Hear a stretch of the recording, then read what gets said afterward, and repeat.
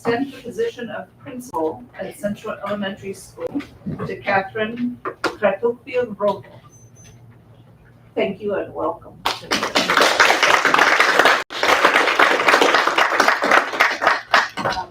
Would you like to say a few words? Please, we'd love to hear from you. Please, yes.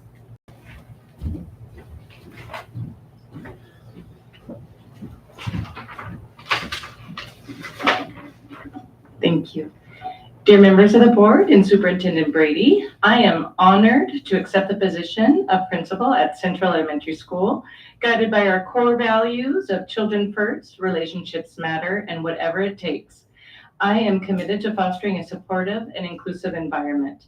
I look forward to working with a dedicated staff, engaged parents, and vibrant community to empower students to develop to their full potentials. Thank you so much for this opportunity. Estimados miembros de la mesa directiva del Superintendente Brady, me siento honrada de aceptar el puesto de directora en la Escuela Primaria Central. Guiada por nuestros valores fundamentales, los niños primero, las relaciones son importantes y hacer lo que sea necesario, estoy comprometido a fomentar un ambiente de apoyo e inclusión. Espero con interés trabajar con el personal dedicado, los padres comprometidos y la vibrante comunidad para empoderar a cada estudiante y a desarrollar los estudiantes a su máximo potencial. Muchísimas gracias por la oportunidad.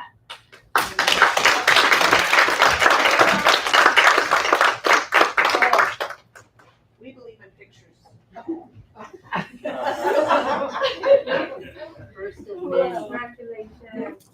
First, The family. we have a pin for you because, you know, jackets need pins. Of course. But if you would come join us over here, and actually, would you like to come up to? Can I take a picture first? Yes. Oh. You may. Sorry, here's a picture. Because our children don't know and they're waiting at home trying to. Oh. So I'm gonna hide No, them. found it. I just turned off my phone, so give me just a second. Okay.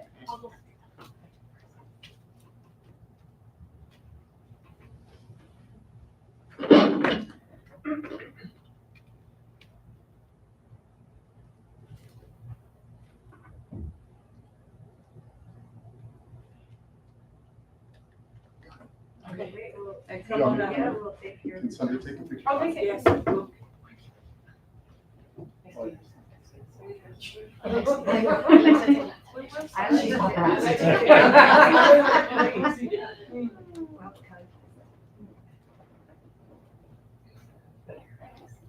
Awesome. you. Thank you. Congratulations and welcome to the NSC family. Thank you. Thank you. Thank you, thank you.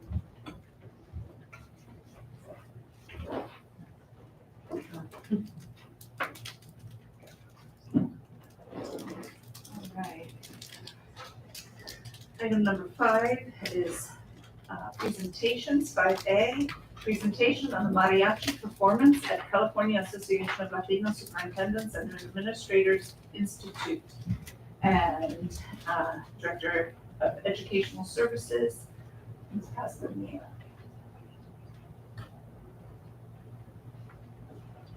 Good evening, Board President Michelle Gates, Governing Board and Executive Cabinet. I have the honor of highlighting one of our many rich and amazing programs here at NSD. Today, I want to share a little glimpse of an opportunity our mariachi program had, of course, led by Alfredo Aranda, at the CALSA Summer Institute. It was more than a performance. It was an unforgettable experience that impacted our students and our families.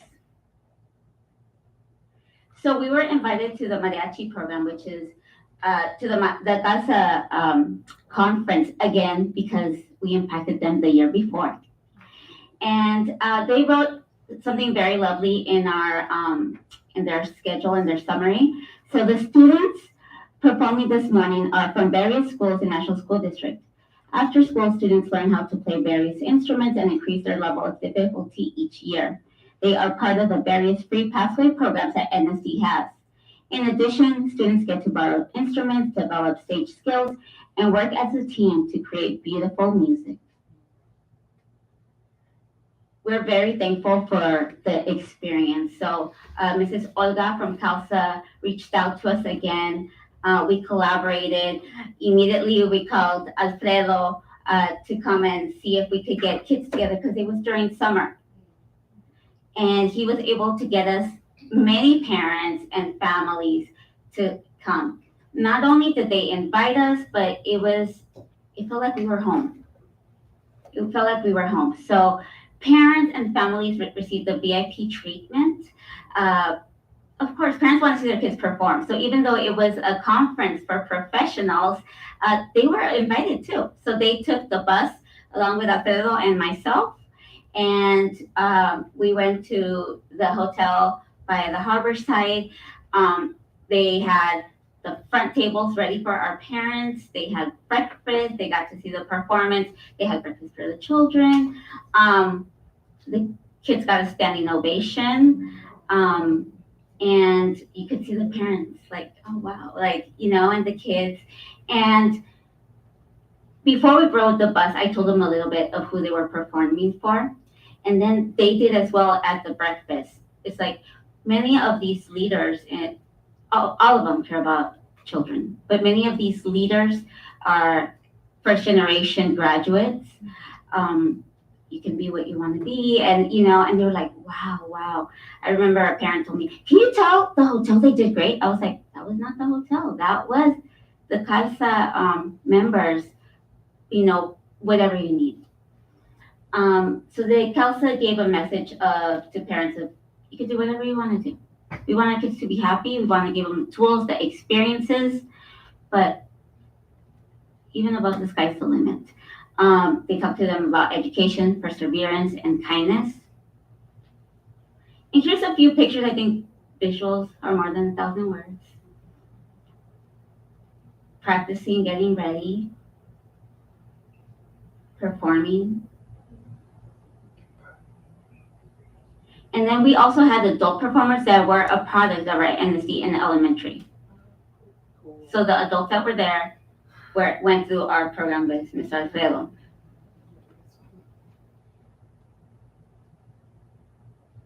This is just a 30-second glimpse. This is Isis from Olivewood.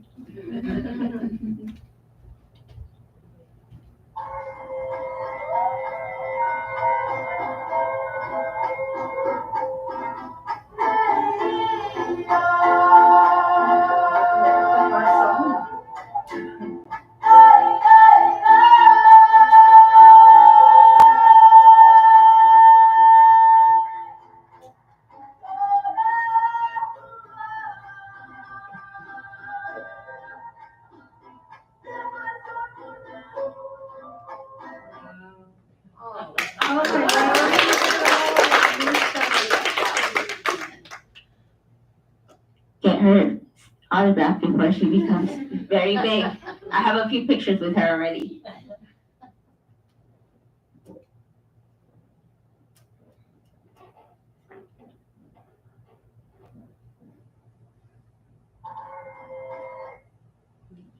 Here's some more pictures of the professionals. And let me tell you, this was at 8 in the morning.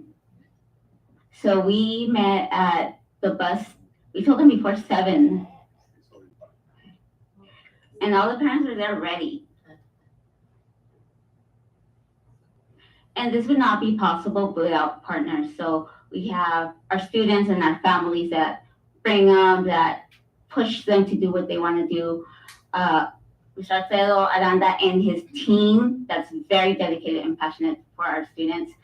But also the board. You guys approve these programs, so thank you so much for supporting them, because in our community, it also brings some identity and sense of belonging and pride. Mariachi is a beautiful, beautiful music. And so thank you, and thank you for this opportunity. CALSA members also gave us a donation of $500. And they gave us a little appreciation, which we would like to present to the board. So CALSA with appreciation for performing in the Summer Institute. If you want to. Yeah.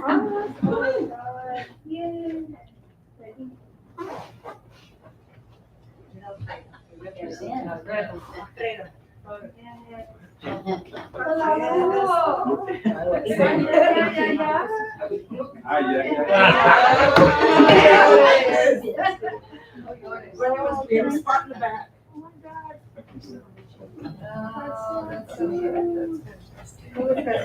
Yeah. Goodness. Lynette. Put it Oh. onto the, on the backside, put it on the CALSA. I think it's. Oh, yeah, First slide. First slide. Ah. There you go. Ah. We're going for pictures, and it looks like we're picturing over here. Okay. Yeah. Taking Lynette, we need you in there. Of course, Lynette.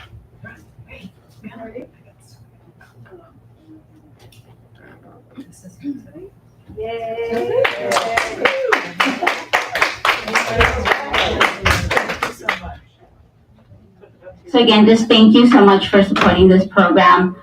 And if I fail here, if you have any questions, thank you.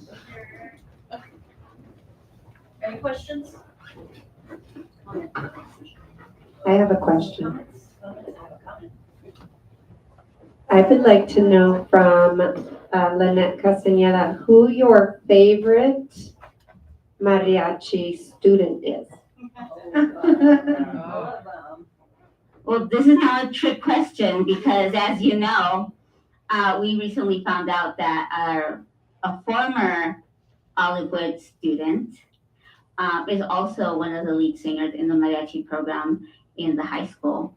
Her name is Diana. So I want to go on record that I do not have a favorite. However, they're all very talented. What about the one that lives in your home? I hope he's not watching. Yes, he is in mariachi, Alejandro, and he started with the recorder, and now he has the violin. So Wow. that's my favorite. Thank you.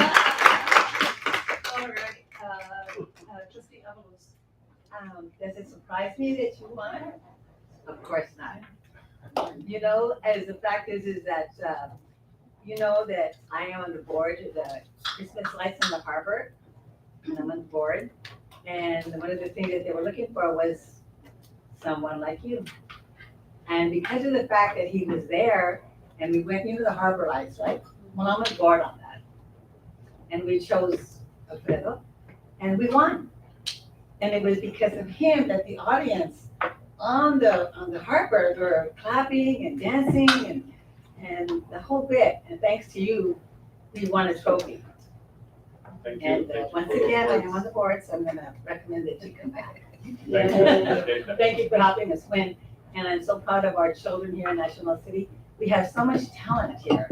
Not only do they play instruments and sing and dance, but this is a school that has a lot of talent. Thank you. And And I'm proud of I'm it. so grateful for the board, for all the You wanna go administrators. speak up in the microphone? Because as I was speaking to all the superintendents and board members, I think we are the only district that has maintained a program like this. In fact, even now, very, very few have elementary mariachi. I think one, and it's not as good as this. Thank you so much. Trustee Bettencourt Castañeda. Well, I just wanted to also say thank you for your patience, your dedication, and your time that you bring to our district. It is amazing to see the growth that our children have in the program. As Mrs. Castañeda said, her son started off as a recorder, now he's doing the violin.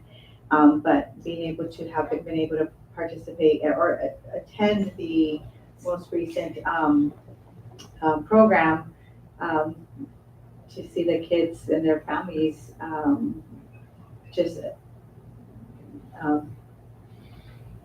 their faces when their children are up there, the children's faces when they're performing is just amazing. And Edie's, is that her name? Isis, she is gonna go somewhere. When she performed the last time and it was just practice.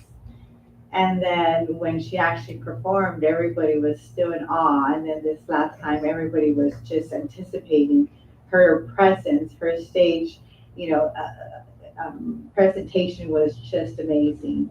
And it was, you can just tell that she really, and everybody around her just enjoys what they're doing. So thank you for that. And I hope that we can continue supporting the program, because if we're one of the only districts that has a very strong program, I want to continue to support that program, because this is something that our city definitely deserves. And I know who you're talking about, that Diana Ruiz. Wow, I got to hear a recording of her sing that we didn't know. Mom didn't know that she had that in her, and to be able to have that come out of our district, that's amazing. So thank you for being able to provide that support. So good for you, good for our district, and good for our families. So thank you. Diana was on the superintendent student roundtable. I've known her since before she was born. Justine Saraga. Thank you. Well, thank you for bringing our recognition. It's easier when you recognize people, but when we recognize, it's like kind of like a fulfilling. So, Mr. Aranda, I was very pleased to see that voice in that little girl. This song is very hard. I sing it myself because I'm a singer myself, as you know, part of my talents. But this is one of the karaoke lists all the time when I'm at home. But Jose Alfredo Jimenez is one of the, for those of you who know, this is a very iconic figure on the culture of Mexico. So this is very deep into the roots, so that maybe parents and grandparents. So it's very hard. Who choose the song? They or you? I did. Okay. I did because Challenge, you I see? knew that she could make it. And when I see a voice, I measure what level of talent, and then if you saw the musicians, our staff were accompanying her, and the arrangement was made for her level of talent. She has it. She has it. She nailed it. You know, the falsetto. There's more coming. Yeah. I mean, I see mostly girls. For some reason, mostly girls are the ones that are. Yeah, specifically this author that is her. This song is for his wife, and he dedicated to her. It's like, don't cry, I'll be there. But this is a very hard song and very passionate about it, and then she, Izzy's nailed it out. So it's what? Sing it. Well, so Kukuru Paloma, I know every single lyric of it, but I know it's a very hard song because you need to get a hold of diaphragm, and as everything requires practice, and she looks like she practiced a lot for that. She does, but she was already born with a certain level of talent, like a lot of kids are. We just need to discover them and polish them and enhance them. Yeah. And Thank you. And another component that Mrs. Castañeda mentioned is this cultural identity, and music. It gives you also that component that it's lost over time when they grow up and they still identify the culture here, culture there. And it's a mix, which is the beauty of the music. So thank you for bringing that up into the kids. thank you all. Trustee Sonia. And let the record show that our National School District Mariachi program was recognized nationally on TV because of, and you, Mr. Aranda, should be thanked for that, because like you say, you pick the type of music that the children can perform. You know, you're obviously very good. I'm surprised you're not a talent scout right now, because you'd be making a lot more money, but forget that. But thank you for all that you do for our children. Okay. I enjoy very much doing this. And I enjoy even more when I see our kids grow to perform in famous So do we. mariachis. Like our kids have performed in Mariachi Vargas, Mariachi Sol de Mexico, and some of them have performed for different celebrities. More than a few. I mean, Juan Gabriel, Luis Miguel is one. Luis Miguel, one for Luis Miguel, did music for Luis Miguel. Another one did for Vargas, Sol de Mexico, Banda Recodo. We can go on and on with the list. And they have, I mean, I wish I could put them all together You should. and show That's good. what has happened. Be careful, we ask for We ask for those kinds of things. Yeah, that is something I want to do, and I hope I can get them all together. Imagine a board member with a little one to see challenge. Well, and I think the basic piece is, providing the opportunity. Yeah. Because we don't know. We never know. There's so many things, our students come in, they sit in front of us, we ask them to read for us, we ask them to write for us, we ask them to do their math, we ask them to play, we ask them to do so many kinds of things. But, this is another opportunity that we don't necessarily see in a classroom. You might, depends on the teacher, depends on the teacher's strengths and skills.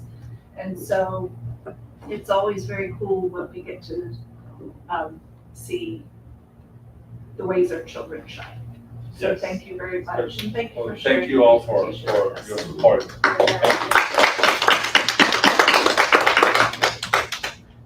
All right, item 5B is to introduce and welcome the new employees. Dr. Kevin. I have the pleasure of introducing our new employees. First, as I call your name, please come on up.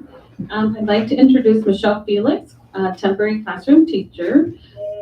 Ms. Felix has more than 16 years of experience as a classroom teacher. She holds a BA in psychology from San Diego State University and completed her multiple subject teaching credential at National University. Welcome, Michelle. Our next new employee is Sophia Gurola, Instructional Assistant Special Education. Ms. Gurola has been a volunteer at Ivor Harbison School. She is currently working on her BS in Child and Family Development at San Diego State University. Welcome, Sophia. Our last employee was not able to make it tonight, Amanda Flores, Instructional Assistant Healthcare. Ms. Flores has experience as a substitute instructional assistant healthcare with the National School District. She is studying child development at San Diego City College. Welcome, Amanda. And welcome to all of our new employees.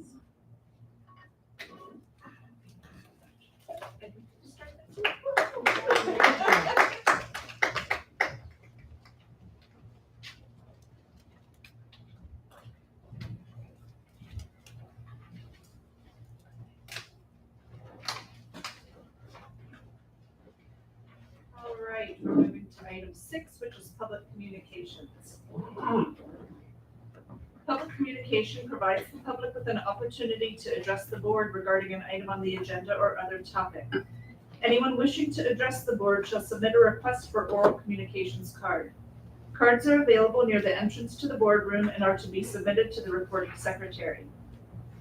A member of the public who wishes to address the board on any such matter is limited to 3 minutes for one matter, up to a maximum of 5 minutes for all closed and open session matters.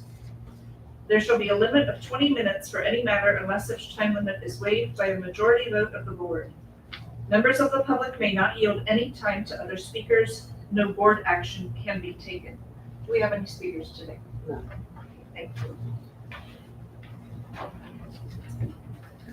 And for those of you who came for presentations, you are more than welcome to stay at all times.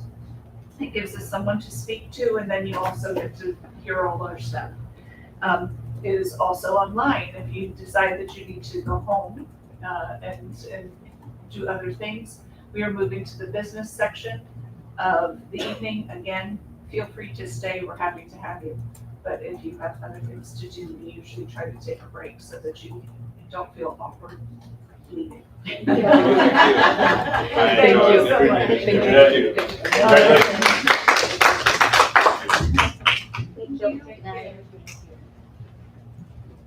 Okay, item 7 is the agenda. 7A, to accept the agenda. Do I have a motion? Motion to approve. Second. All right. I have a motion to approve to accept the agenda by trustee Bettencourt Castañeda, a second by trustee Sarmiento. Do we have any input? No, then please vote.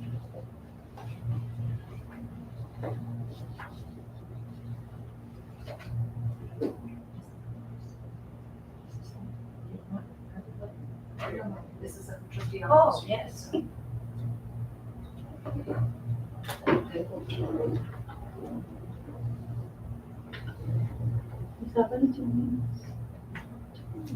You said before, but it's looking.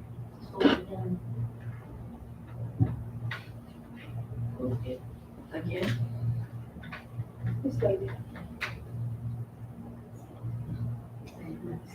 He's saying to do this. Oh, you got it. Mr. Parrish is saying that figures it works better. Switch it down.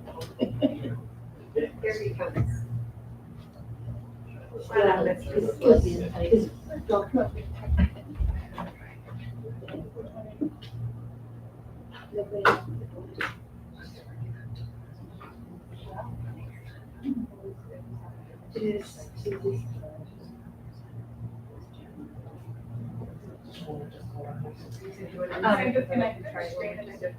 gonna reset it. Clear the vote.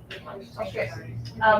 Just for, Sure, one more time. just for everyone's knowledge, we're having a moment of technical difficulty. We're going to reset the system, and while we are resetting the system, we'll do an oral vote, please, on accepting the agenda. Ms. Miranda? Yes. Ms. Alves? Yes. Ms. McCarthy, Senor? Yes. Ms. Arana? Yes. Ms. Shea? Yes, I'm President. thank you. Item number 8 is to approve the consent agenda routine items of business. All items listed under the consent agenda are considered routine and will be acted upon in one action by the board. It is understood that the superintendent has recommended approval for these items. There will be no discussion prior to the time the board votes on the motion unless members of the board, staff, or public request specific items to be discussed and or removed from the consent agenda. All items approved by the board will be deemed considered in full and adopted as recommended. Do I have a motion? Motion to approve. I second the motion.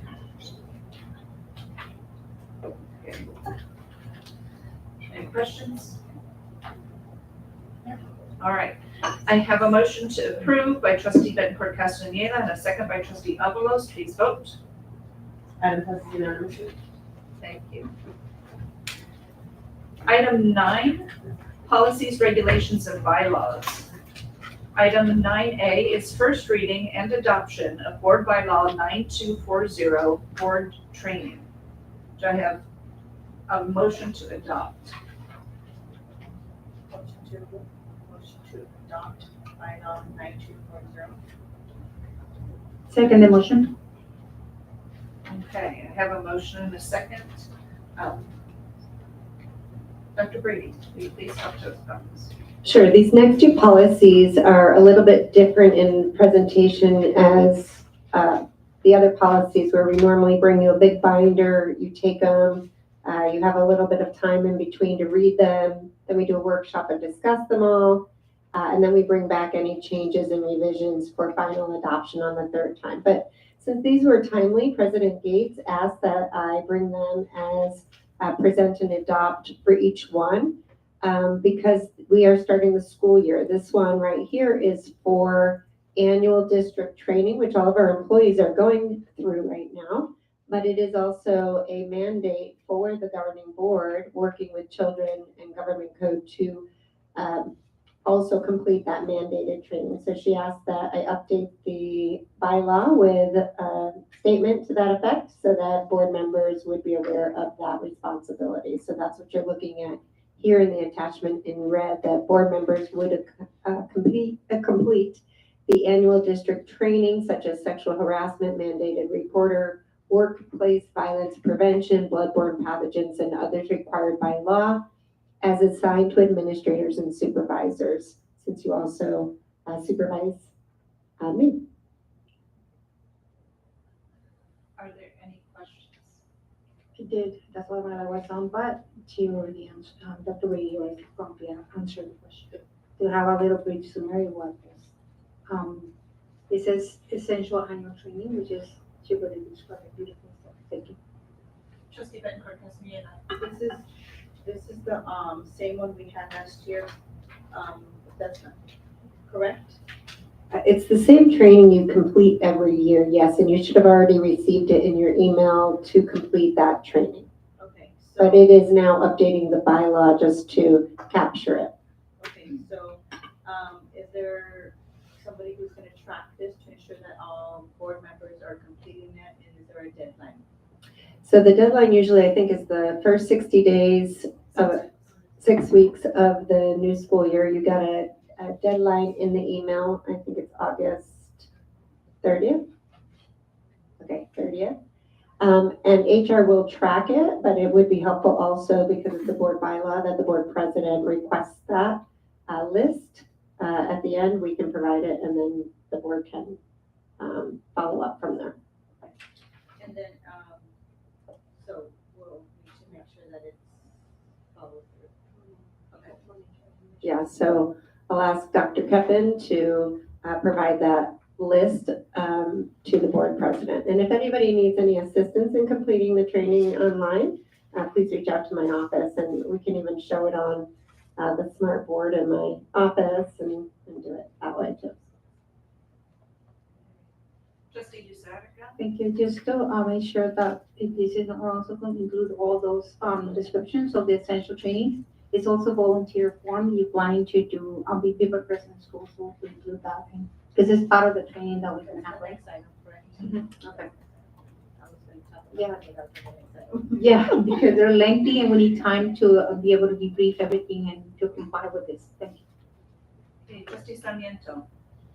Yeah, it says when visiting schools, board members shall adhere to all requirements of volunteers and visitors. Does that mean that we need to, fill out the volunteer registration packet, be fingerprinted and TB tested and all that? Yes, ma'am, but that is the next item. You're, Oh, When I have if you're hold that thought, yes, ma'am. Ask me the next one. okay, if I remember. So I did, just for knowledge sake, this is one of those things that sits on me every year at this point. We are entrusted with children, and then we are also entrusted, the community has entrusted us with staff as well. And so there is new violence prevention legislation that is part of this. There is bloodborne pathogens, should we come across a child who has fallen and scraped their knees or who gets a bloody nose, there's no telling when we go to visit a school. There's mandated reporter training, and specifically, I screenshotted, so that's why I have this up. It specifically states on the training, mandated reporters include administrators, board members, or any other employee whose duties require direct contact and supervision of children. And we don't necessarily supervise, but we sure are in contact with them. And as mandated reporters, we can be held accountable for seeing a child who has a potential need and passing the buck to somebody rather than taking responsibility for speaking for that child ourselves. We need to have that training, and I talked to Dr. Brady about making sure it's part of policy, not that it shouldn't be haphazard. It shouldn't be, oh yeah, we're supposed to do that. We need the reminder as well. So they do take a little while, and we do have to actually pass the quizzes at the end. But the things that we're being asked to do, there's sexual harassment training as well for us. And as Dr. Brady pointed out, we supervise her. So she might be responsible for the rest of the district, but we are responsible for at least one person, and we should be aware. So we're getting ready to vote, but those are my thoughts on that. Trustee Desai? Thank you. Just to also add to that one, the school visiting protocol that we need to be aware too. Not only we don't volunteer at the classrooms, but we visit in the schools to any kind of event. That will be touching base on the next one. So just to add that part. All right.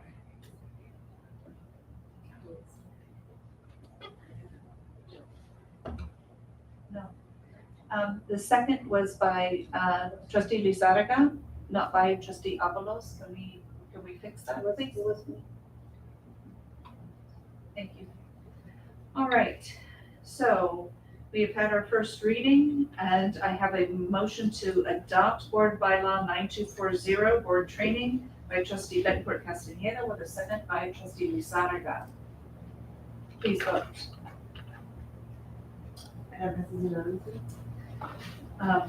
Dr. Kevin, I will request an update by our August 12th meeting for status, just to let you know. And just to let everybody else know. Okay? They do take a while, so please set aside time. One is 2 hours long. But you can, it's broken up into pieces, so, you know. Item 9B, first reading and adoption of board bylaw 9200, limits of board member authority. Do I have to? Thank you. Second. Okay. Dr. Brady. Yes, this one also was brought forward by President Gates regarding the question we get annually about who needs to fill out the volunteer packet. So we went back and looked to see what is the role of a board member. Is it a staff member? Is it a visitor? Is it are you a volunteer? And we came to the conclusion that when you visit schools as board members, we cannot limit your access to our schools as elected officials. However, you are held accountable by California Education Code that if you will be spending more than 8 hours in the presence of children, you must have a TB on file, and that's done through our volunteer paperwork. That's 8 hours a year.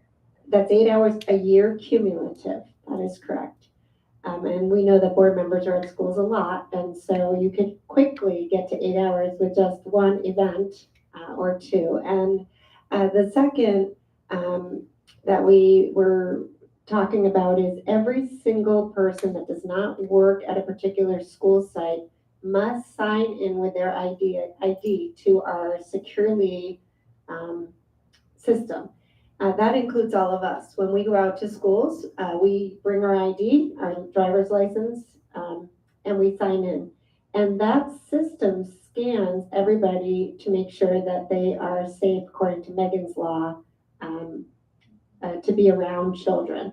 And so if a board member doesn't fill out the volunteer paperwork and they scan into the system each time they're there, scanning in and out, and get to 8 hours, we'll have to approach the board member at that time. But we did put in here that when visiting schools, board members shall adhere to all requirements of volunteers and visitors. And so it is that 8 hour limit. So thank you. Oh, and there's one more change in here. We did change child's classroom to family members' classroom, just because we do know that our board members have family members throughout our district. And that was something that was suggested by Board President Gates that we just want to announce when we're coming because you're always a board member when you're within our school district.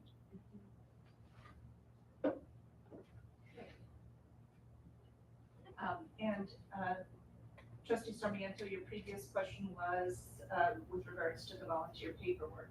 So yes, that would include that, yes, we all should be filling out volunteer paperwork if we think that we will hit 8 hours of presence on our campuses. And yes, that, as Dr. Brady said, could be just 2 or 3 short visits. What seems like a short visit will quickly hit that 8 hours. So the volunteer paperwork is something we each need to get and fill out annually at this point in time. This is something that I've brought up year after year for several years and have been ignored. You know, not all the board felt it was necessary to fill out a volunteer packet, so I'm really happy to see that it's on here because it's very important. Thank you. Check.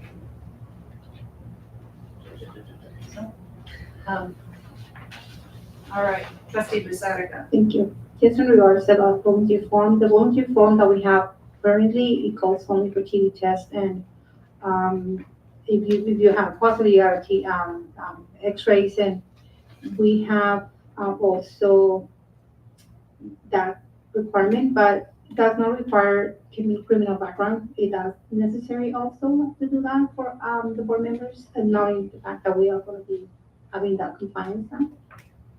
I mean, if staff does it, because we're not considered staff, but we're all elected officials, and we are using it. So I don't know if that's a question that I see me right now. Yes, please, Dr. Kraft. Our volunteer form does ask for reporting of any felonies that we need to be aware of. And based off that, it does go through a different system where there's evaluation, and we do look deeper into it because we want to make sure that who's on campus is safe.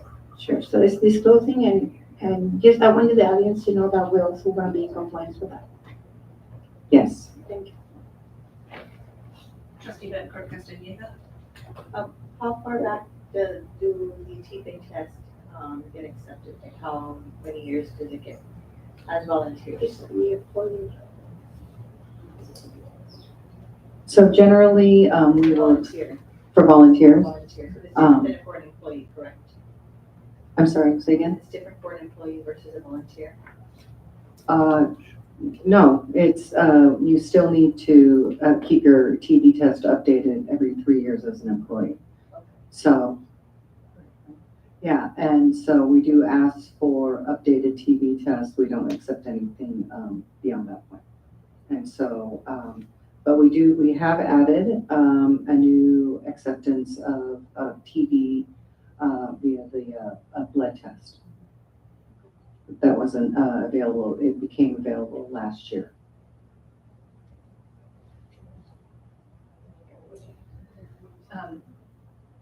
For those, as is really, well, actually, I'll do that later. When it comes to the fingerprinting, if I'm assuming that it works similarly here. For instance, so we aren't necessarily chaperoning kids.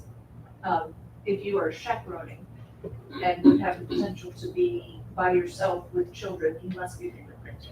Okay. So there is a different, there's been some changes in law, I believe, with regard to that. It used to be that we could take kids to the zoo, and Mrs. Sarmiento, Trustee Sarmiento, you took 4 of them, Trustee Avalos took 5, you took, and we just split up and go. And they just knew that they were with their chaperone. That's not the way it is handled anymore. So fingerprinting is its own category within volunteering, depending on your interaction with children, I believe, correct? Right, we don't typically have our chaperones. They supervise their group, but they move together as a group. They don't take the kids alone. They don't go to the bathroom alone, and that's part of our volunteer visitor protocol, just for the safety of our students. We can get you a hard copy of the volunteer packet, but it is also online for parents and families. I think it says parents. Find it. I just had it. For parents and students tab, and then it's under the first link, school volunteers. There's one in English and one in Spanish. Downloadable. You can fill it out online, send it to us, or if you want a hard copy, let us know. We'll prepare it for you. And, Trustee Sarmiento. 2 things. If we have, for example, every year, or just about every year, we have the police department come in, or we have volunteers from the community come in, give out free backpacks. If they're there 8 hours in one day, would they need to sign up to be a volunteer and be fingerprinted and go through the process? Sorry, if they're there for 8 hours for one day, that would at least it's created. Or 2 4-hour shifts? They're coming to visit our There's schools. Costco or one of those to come in. So for events at school, generally we have like, for example, our SROs, we have a contract. You'll have some kind of clarity of agreement don't leave students unsupervised with visitors to the campus, assembly people, people coming into the classroom to do puppets or anything like that.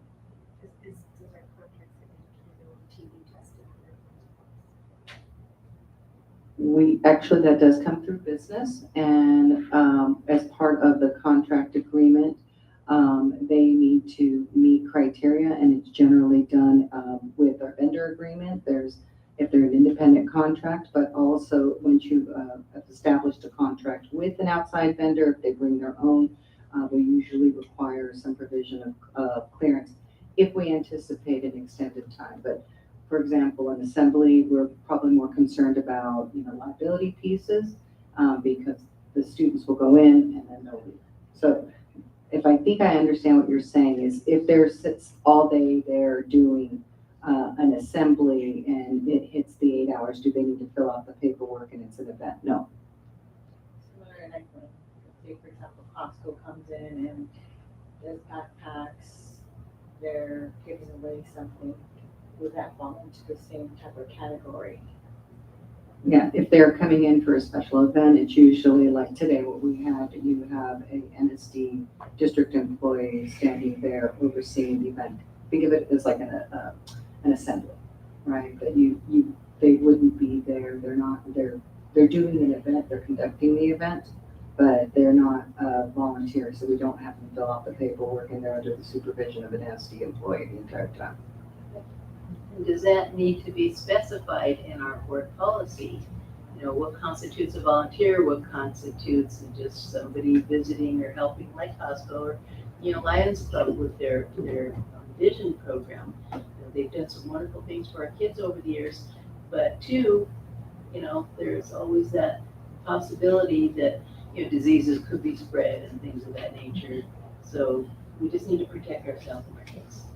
Yeah, so if you're coming in as a vendor and you have our contract, which would be an independent contract, we do require, there's liability requirements, insurance requirements, fingerprint requirements.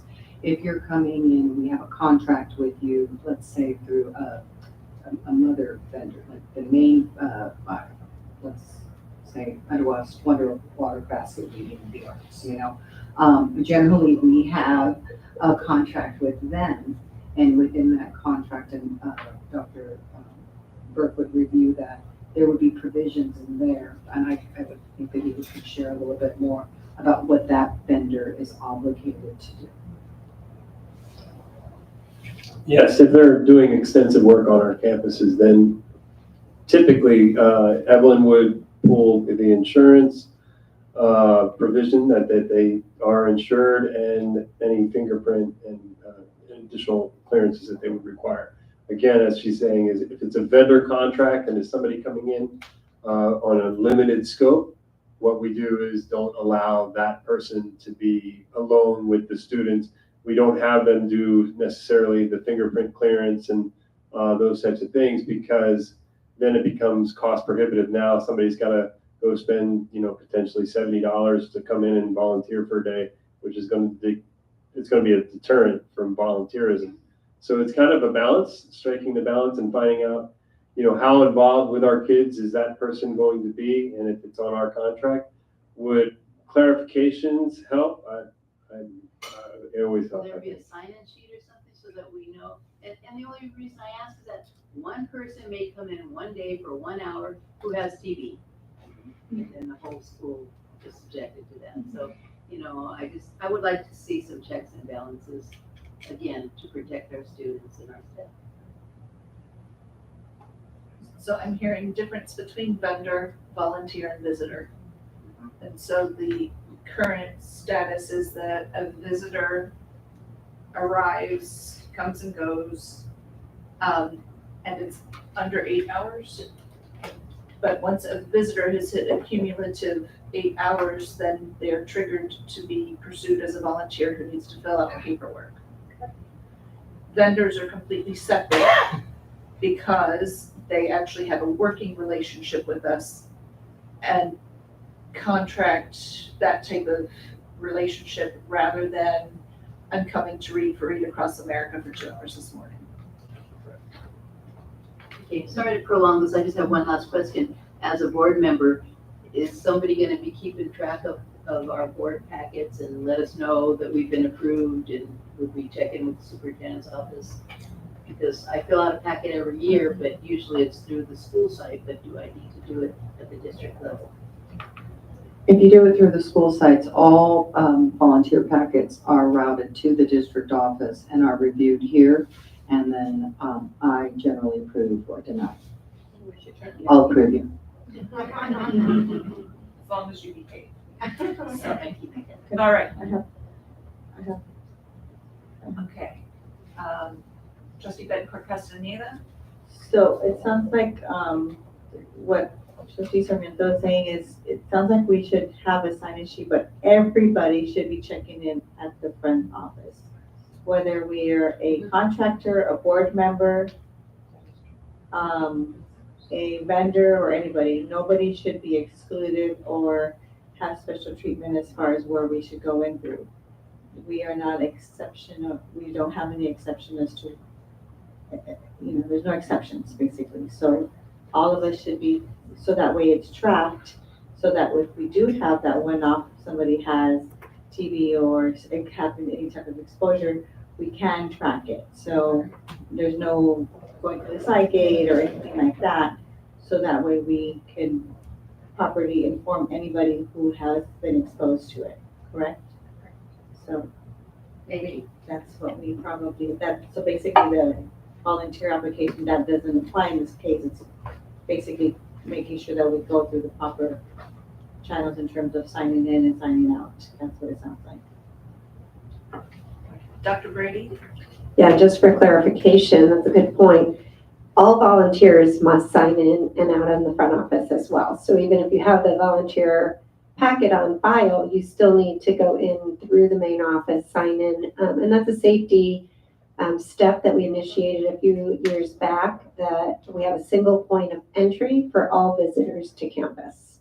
That does not apply to staff that work there every day. If they park in a different parking lot, they have a key to the gate, but they do sign in that they're there or not there every day. I was just pulling up one of our vendor contracts, an independent contractor, and there's a very clear requirement for fingerprinting that's on the contractor aligning to education code. But I do hear the feedback about possibly revisiting this for TB and making sure that whoever the company is signs off that they have a valid and current TB for any employees that they are going to deploy to our school sites, because unless it's a very short-term contract, these could add up. And you, to your point, anybody could come in very innocently, have TB and not know that they're spreading it, and then it's at our school site. So I think we can look at our own contracts for this coming year and maybe add some sort of language to that effect, that the onus would be on the contractor to ensure that anyone working with our schools has a current updated TB.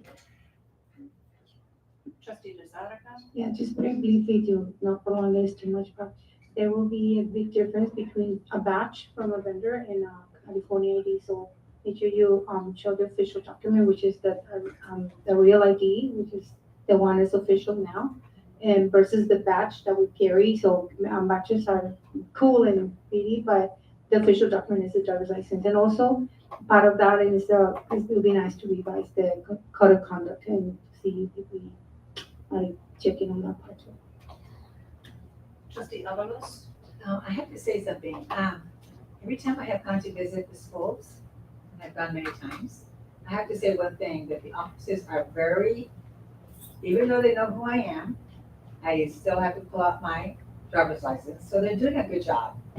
I have to say that. They are. Even, Mrs. Avalos, see your ID.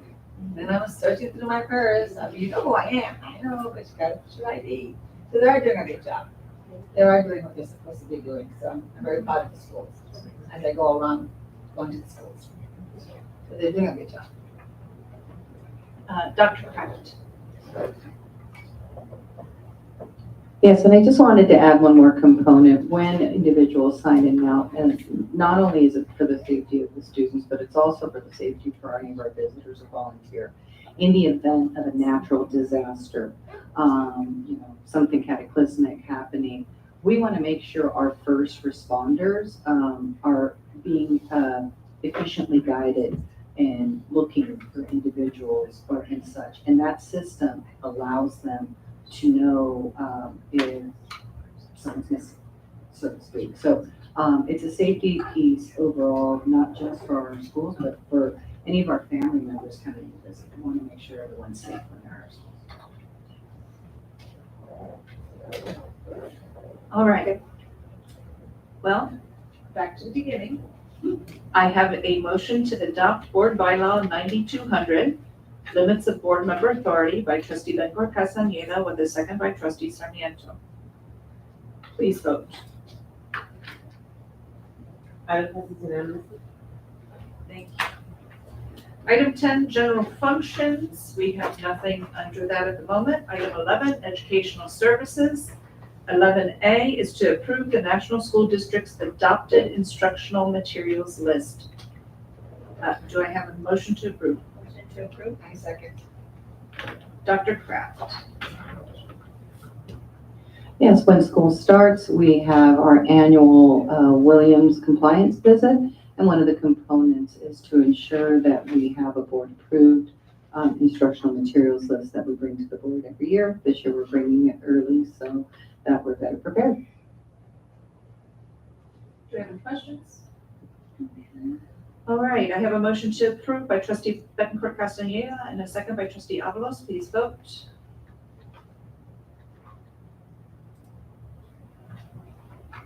Item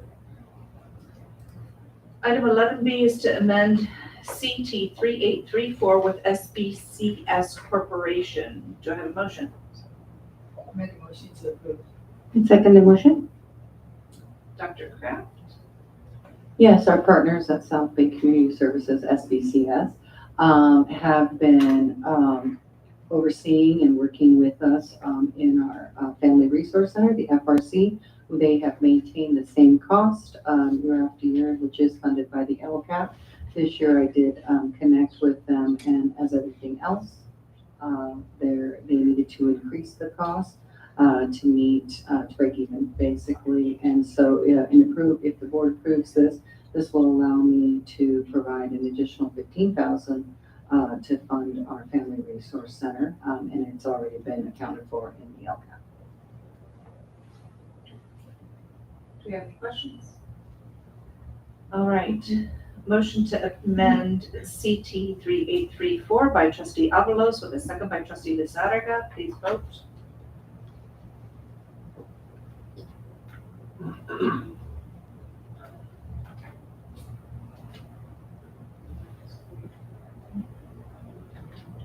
It cleared. We need a first and a second.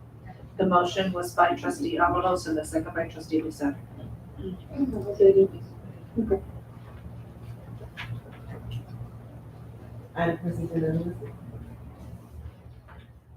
Item 11C to amend CT 4170 with Rady Children's Hospital, San Diego. Do I have a motion? Second the motion? I have Trustee Bencor Castañeda and Trustee Dr. Kraft. Yes, this is an amendment. I want to thank the board for approving our ratings contract on May 22nd, 2024 board meeting.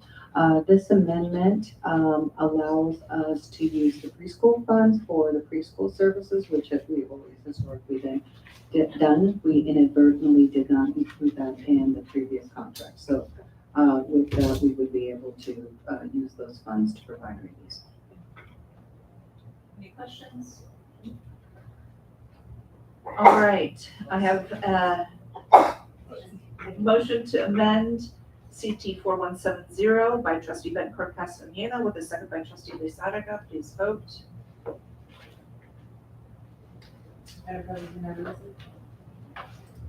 Item 11D to approve CT 4207 with a Reason to Survive to provide after-school visual arts program. Do I have a motion? Make second the motion? Okay, Dr. Kraft. Yes, we're continuing our extended learning program and providing opportunities for our students to in the after-school program, and then our partners with our local A Reason to Survive will be coming in and providing arts for 2nd through 6th grade. Do we have questions? I have a motion to approve CT 4207 by trustee Bettencourt Castaneda with a second by trustee Bisatica. Please vote. Item 11E to approve CT 4209 with Expatriate Communications Incorporated and the South County Special Education Local Area Plan. Do I have a motion to approve? Make a motion to approve. Second the motion? Dr. Kraft? This software program in partnership with the SELPA helps us more closely monitor the performance and trend patterns of our students with disabilities. So thank you for approving. Questions? I have a motion to approve CT 4209 by trustee Avalos and a second by trustee Bisatica. Please vote.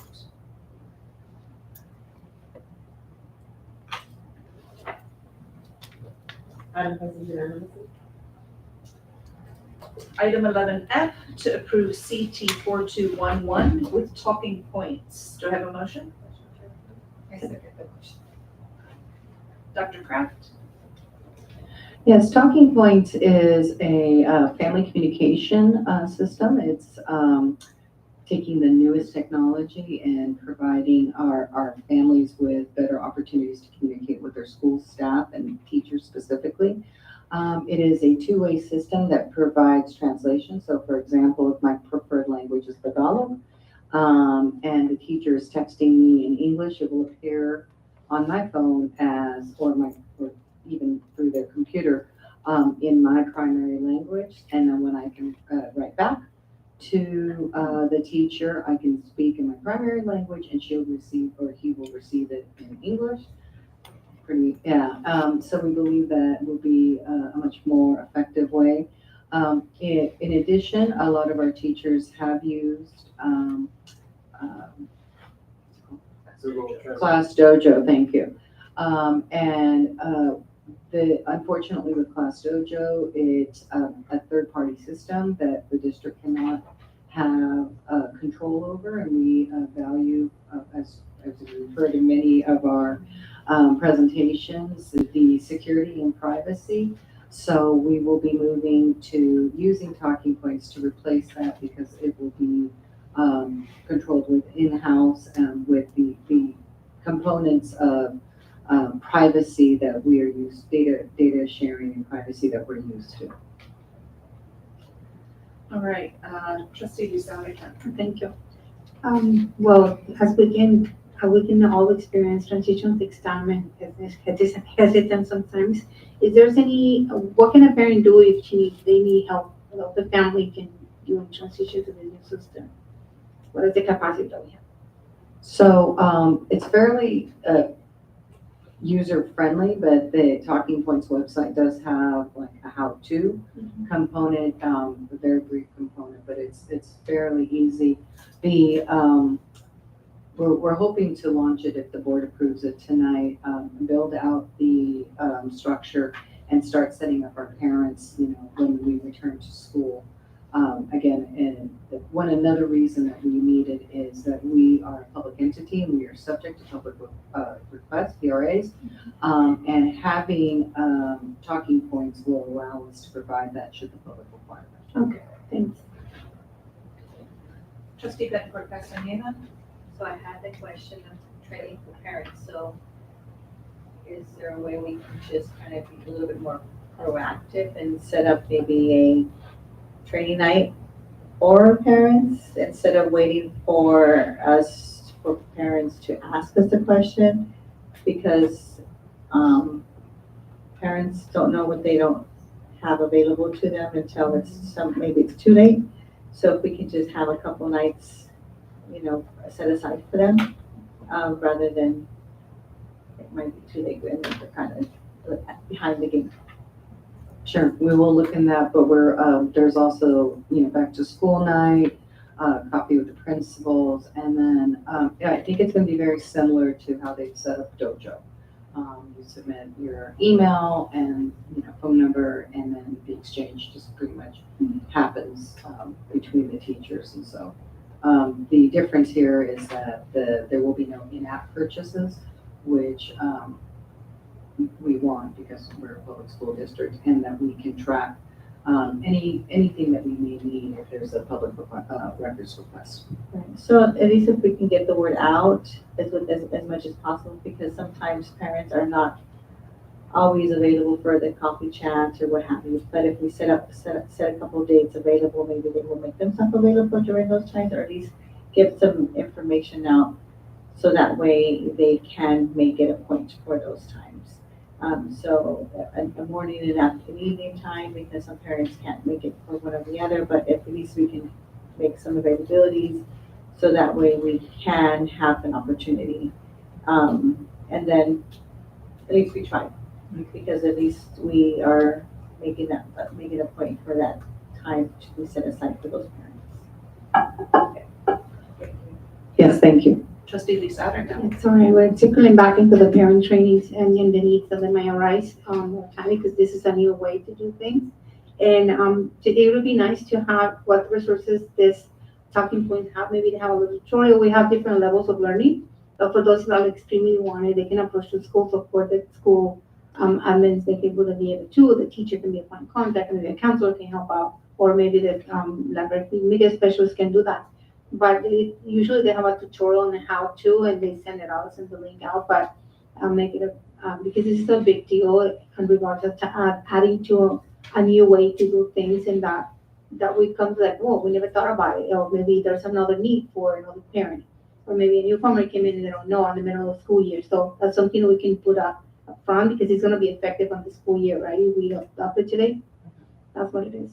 Yeah, one of the things that we could do is, I'll explore this, I don't know if it's a viable option, but we can see if we can push out a QR code or an auto, opt-in download through School Messenger for parents. So, and then we'll have it tracked to our Synergy account, which will track to the teachers that they would have, since they're going to be tied into our SIS system. Thank you. Trustee Bencourt Castaneda. Thank you. So what are the ways that we're going to communicate this out to parents that it's going to be available? We would start with School Messenger. We would go through the school. We would ask the school principals. We do get a lot more responses when it's directly from the school. Currently, right now, teachers do request that their parents provide their emails for Dojo. It's going to be very similar, same situation. So I think for many parents it will be the same, because it just won't be called Dojo, it'll be called Talking Points. So the protocol and procedure are the same as getting in, but we would be sending out, if the board chooses to approve it, a formal letter explaining it, and then sending it through School Messenger. Would it be like a link where they can access it on our website? That's what I'm going to explore, either that or QR code, or that they could download, and it would bring them to the app store to download, and it would be automated and have a code. I need to look to see what I could do through School Messenger, and I can provide that to the board once I get more information in the memo. Will our devices for our students be able to have that? Would it be available on devices for our students? You mean like the Chromebooks and the iPads? For our parents? Yeah, I'd actually have to look, because we do have security components within our student devices, and very tight. And so that I actually would have to look a little deeper into before I talk to the tech team and tech leader. Okay, is that something that would automatically be done, or if that's something just to see if one less step for parents to have to deal with, or I'm not sure. Just check into that. I will. Just some parents are not very comfortable with the technology, So that way we want to make sure that we can help them navigate it a little bit easier because we want to make sure that we are able to communicate with them and give them as much resources that we can. Yeah, we can even look side by side, like how we started when we went one-to-one with the devices. We kind of did some initial kind of across the scale, and then as it started to whittle down, we got a better idea by the site. So we can look to see what that looks like and what the response will be, so. Thank you. Dr. Brady? Yeah, just one thought, when we're looking at putting something like that on student devices is that oftentimes the teacher might want to have a conversation about student behavior with the parent, and that would potentially put it into the hands of the student before the parent. And so just some things that we have to think through, like that way of thinking in terms of ease for parents. But if that's a need, we can talk about it and investigate it. But right, and then the other issue is that other adults aren't allowed to reach the students, although a teacher can reach every student in their own class. Right, so this would just, but the student could potentially swipe the message or divert the message before the parent got it if it's coming through their own device. So just something to think about. Will there be teacher training on this, or is it, like, Dojo's fairly straightforward, but there are still components of it, and so is there teacher training, and is this going to be mandated by the district instead of Dojo? And part of my thinking on that is back to does it meet California privacy, student privacy,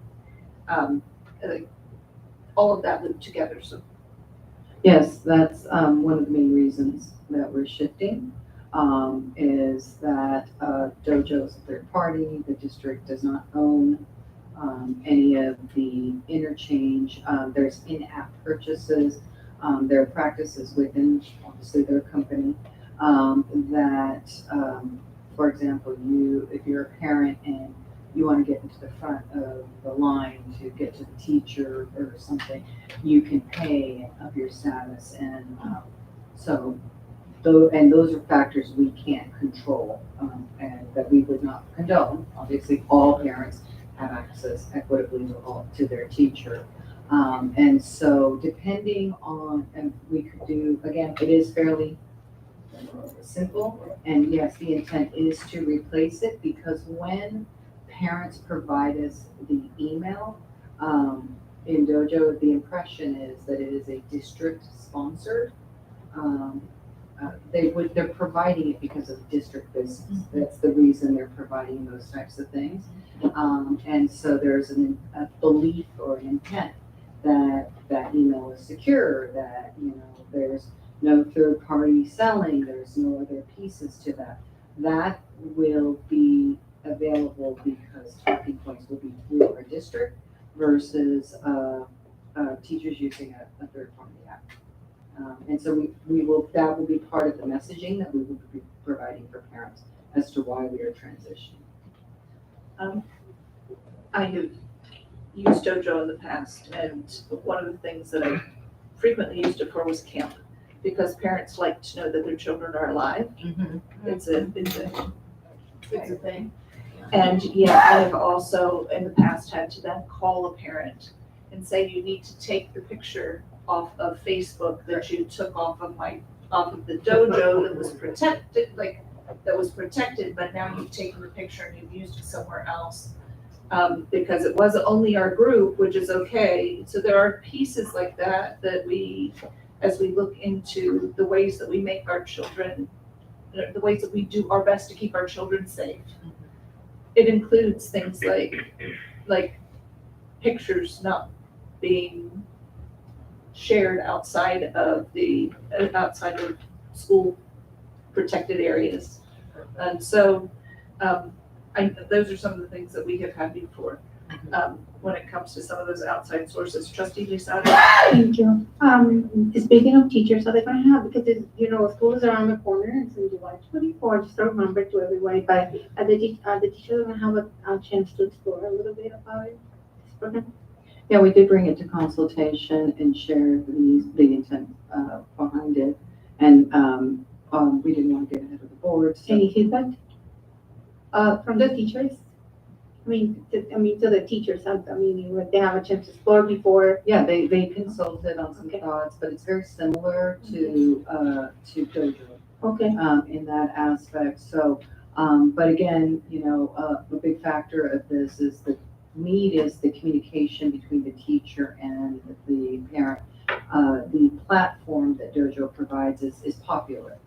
This is a very similar platform, but the positive of it is that when parents give us that information, it stays within the school district. And I think that's the greatest criteria that shifted that. And we did go out and seek, several years in a row with Dojo. I think they're starting to have conversations around it, but still we don't own the data. There's the data sharing, FERPA, as President Gates was referring to. These are factors that we know exist and that we want to make sure we put provisions in. So it wouldn't take more than, probably 15 minutes in a staff meeting to review it. But I can ask the principals if they're willing to maybe provide teachers some additional time during their staff meetings for that. Thanks. Dr. Brady?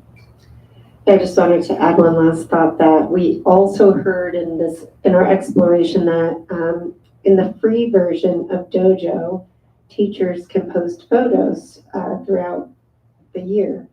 But when the free version runs out, then the Dojo reaches out to the parents and says, if you want these pictures, you can buy them. And so there was a charge associated because the parents had to opt in. So they had the parent information and that there were some fees being charged. So we wanted to solve that problem, and that's why we're bringing this to you tonight. Any other thoughts? Okay. Oh, and just a quick, by the way, thank you for including the fact and including the information regarding bringing it to consultation. That's important for us to have, but other issues. I have a motion to approve CT 4211 by trustee Betancourt Castaneda and a second by trustee Avalos. Please vote.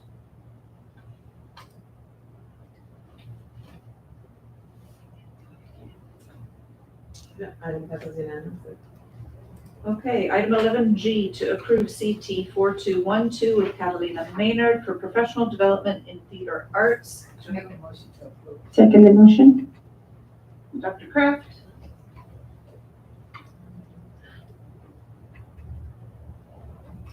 Catalina has worked with our VAPA team and is amazing. And we would like to bring her back to continue to develop our theater program.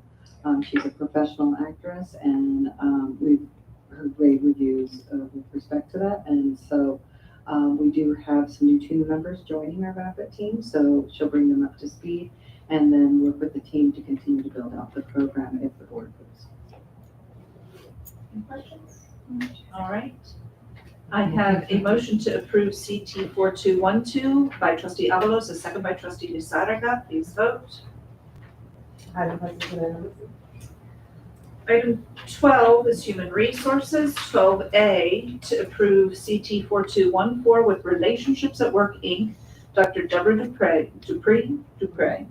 Dupree for the facilitation of interactive process meetings. Do I have a motion? I second the motion. Dr. Keppen? The district has been contracting with Dr. Dupree for several years. She helps with our interactive process meetings for anyone that has any sort of workers' comp limitations or personal medical limitations. She'll help us support meetings to determine how we can accommodate our employees. Any questions? All right, I have a motion to approve CT 4214 by trustee Betancourt Castaneda with a second by trustee Avalos. Please vote. Item 13 is business services. 13A is presentation and acceptance of the GASB, otherwise referred to as GASB, number 75, actuarial valuation report for other post-employment benefits. Do I have a motion to accept? I make a motion to accept. And we have Cindy DeCamp here from NIHARD who helped us with this report. Hi there. Second at this moment. Second the motion. Thank you, and now the presentation. Thank you. Thank you, and thank you for having me here tonight for my yearly update on the GASB accounting results. My name is Sandy, and today I will be going over the fiscal 2024 GASB accounting results as it relates to the retiree healthcare plan that the district offers. I always have prepared remarks available, but if any questions come up, just feel free to interject as I'm going through. Just a little bit of an agenda. I'll start off with an overview of our evaluation process, changes since the last report. Go ahead. On the screen, we are not seeing the entire piece, so I don't know if we can adjust the screen at all to allow for everything to be seen or not. Just, I know we have it here, I just don't know when it comes to recording and all of that, if everything is up there, so I apologize. It's ready. Okay, great, thank you.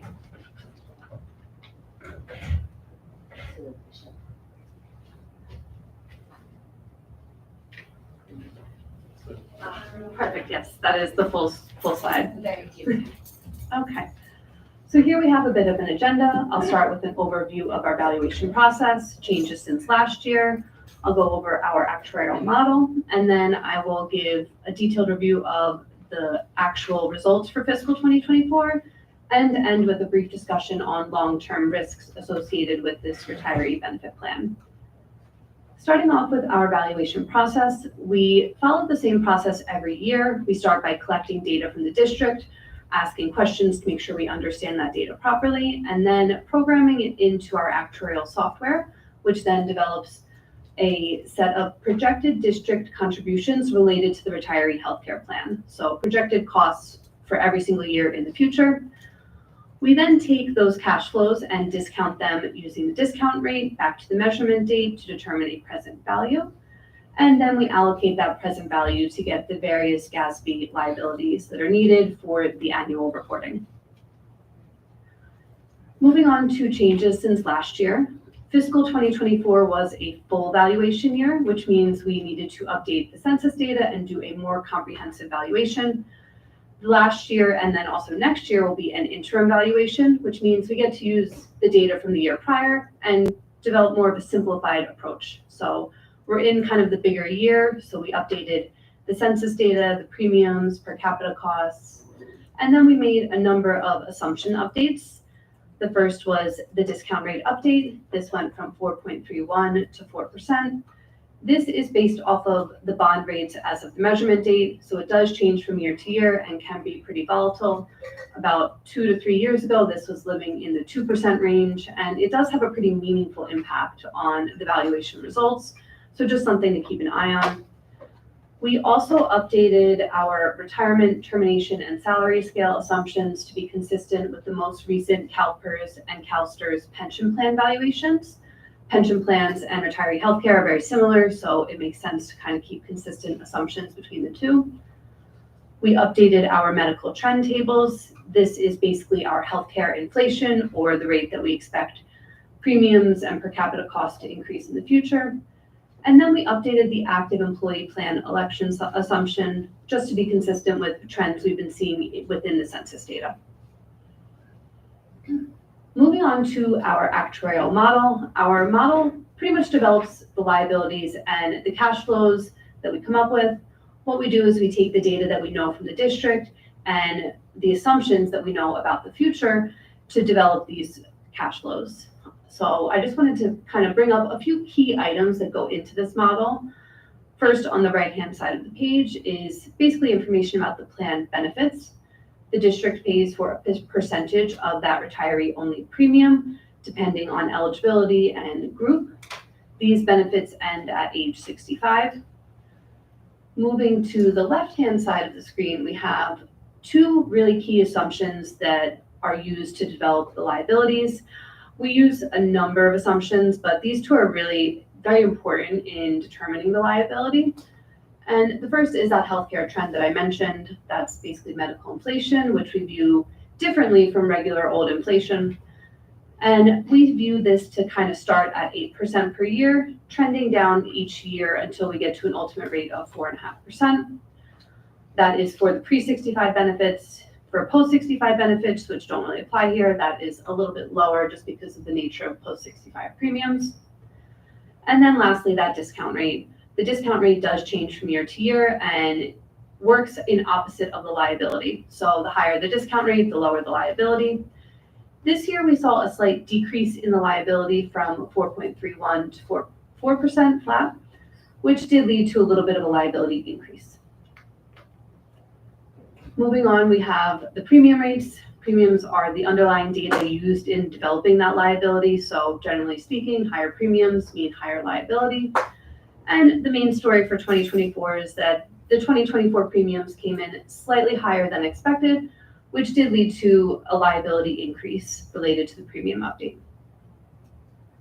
So that pretty much covers all my little introductory slides. I'm moving on to the actual 2024 results now, unless any questions come up. Starting off here, we have the projected pay-go costs, which are basically the projected benefit payments associated with the retiree healthcare plan that will come up for the current retirees and retirees that will happen in the future, so active employees that will retire. These kind of start off at about 0.7 million per year and trend all the way upwards to about 2.3 million. They do depend on the census data and assumptions used, so they are pretty volatile and can change if there's a change in the census or different retirement patterns than we expect. And you can see they kind of bounce around a little bit. So just something to keep in mind as you're budgeting out into the future, that these are something that we expect the district to pay for that retiree healthcare plan. If you were to total up all the projected district contributions, you would get 58.3 million over the lifetime of the plan. That is kind of the starting point for the actual valuation results that go into the GASB reporting. We start off with that 58.3 million, and then we discount each of the contributions back to the measurement date to get a present value of 29.2 million. This is then allocated among the various service buckets to get the main GASB liability number, which is the total OPEB liability of 15.4 million. This represents the liability associated with service accrued to date and doesn't include any future service accruals that will happen from your active employees. Lastly, on the fiscal 2024 results, we have your balance sheet liability. The total OPEB liability is our starting point. That's 15.4 million. If the district were to have an OPEB trust set up, we would offset that liability there, but it is zero. So the net OPEB liability is the same as the total OPEB liability. And we do show year to year here. So you can see that 2023 was 14.7 million, 2024, 15.4. And the biggest reason for that change was that change in the discount rate and the premiums. So slight increase due to a little bit of the data and assumption updates. I'll add that it's within the historical norm though. It's within, if you go back, OPEB is something required since 2017. And ours has, since that time, every single time fallen between our liability, the total liability fallen between about 14.3 million and 15.8, right in that range. So we're still, despite those increases from external factors, it's still within our own normal bounds. Yes, that's a good point, is that this was an increase, but it wasn't anything too drastic compared to kind of how the liability bounces around from year to year. We make a number of updates. So at times there could be a drastic change, like when we went from a 2% discount rate to a 4% discount rate. That one led to kind of a huge change in liability. So good point there. Okay, lastly, just a little conversation about risk. Obviously, as you saw a few slides ago on these projected contributions, there's a lot of volatility kind of in the future related to this plan, which does make it pretty risky in some ways. There's a lot of long-term risks associated with it. There are a number of ways to kind of get ahead of that risk, projections and forecasting, paying attention to healthcare trends. And then one that I'll just bring up here, which I sort of mentioned before, which is that OPEB trust. a lot of school districts and other clients of ours do set up an OPEB trust to kind of pay for the future benefits that you see on that slide here. It does offer a number of benefits in terms of just adding some funding stability to the plan. And then what it does is it also allows for a use of a higher discount rate. And as I mentioned before, that discount rate is pretty meaningful in determining your liability. You see you're kind of living at the 4% range here, which is that 15.4 million. But if you were to use a higher discount rate of 6%, it would kind of drop significantly to about 13 million. And then obviously if you were to use a lower discount rate, if the bond market were to go there, your liability would be in the range of 18 to 19 million. So having that OPEB trust does add some stability there because you can use the higher discount rate, but that's only if the funds are available within the budget. Just something that I figured I would bring up. And that was all I had, unless there are any questions. Trustee Bettencourt Castellano. The OPEB trust is what we had previously had, and we had to. We didn't actually have an OPEB trust initiated, but there was a set aside for it. Okay. But we had to do away with it because of our budget. Yes, it was a part of the budget savings required to balance our budget for the multi-year projection. It's competing. It's difficult because it's not a funded thing. The state does not fund this. The federal government does not fund it. So for us to internally fund it, we need to take money out of our own system, which is often, viewed as being targeted for today's learners and today's employees. So it's a very difficult situation. Like I said, it's not a funded liability. It's a liability that does exist. We've managed it throughout our history, even though, like I said, we need to start reporting on it beginning in 2017. The liability extends far beyond and goes back in time, to the early days of our district. But we manage it by paying it year by year by year by year, and that's where we are right now, as we have been in the past. I do agree a trust would be helpful, but setting aside, it might take $20 million to fund that trust with to create the annual funding that would cover the OPEB expenses, and that's if you're getting 5% on that return. Districts our size don't typically have $20 million to set aside. It's just a difficult thing to do. We had $1 million to put aside, but that's when we had been unexpectedly flushed with an extra like 50 million to spend, and then we were able to put $1 million aside and say, hey, we'd like to target that. But as you've seen on the multi-year projections, that it would take a commitment that would require cuts. And to get it to the level that it would fund OPEB on an annual basis, and we wouldn't have to worry about funding retirees, you would need that type of money, that $20 million that I'm talking about. And that's just, it's not in the immediate cards. Hopefully there's funding that is committed for that purpose, or we're able to get enough funding to make that possible. But it's, right now the priority is today's students, today's salaries, and it doesn't quite allow for that type of savings. So at least we make the attempt, but unfortunately it's not something within our budget that we can do. Yeah. Thank you. And that's a good point. And you guys aren't really alone in that. I'll say about half of my clients do fund, but when they do fund, it does take kind of a big startup to get going. And then it's a little bit easier once you have something.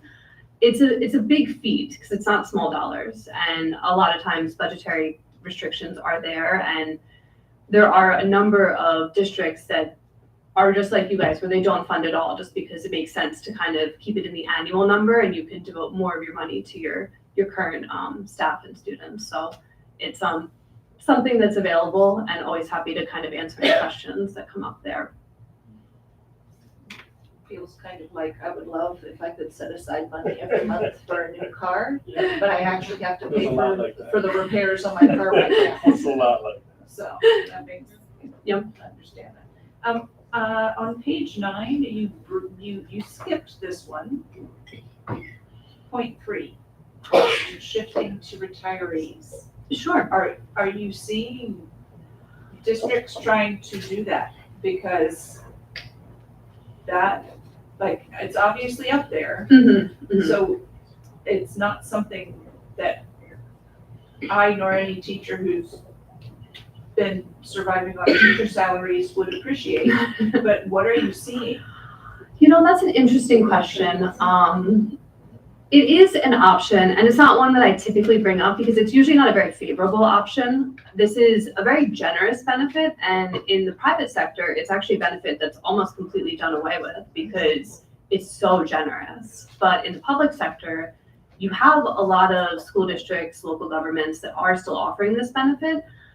And I'll say that it kind of, I don't see a ton actually shifting the cost to the retirees, but there's always a few that are like, see that benefit payment number kind of bump up one year, or it just becomes unmanageable and they're like, we have to do something. So it's usually more of a, this is an unmanageable number and then let's take action, as opposed to let's just cut the benefits because we want to.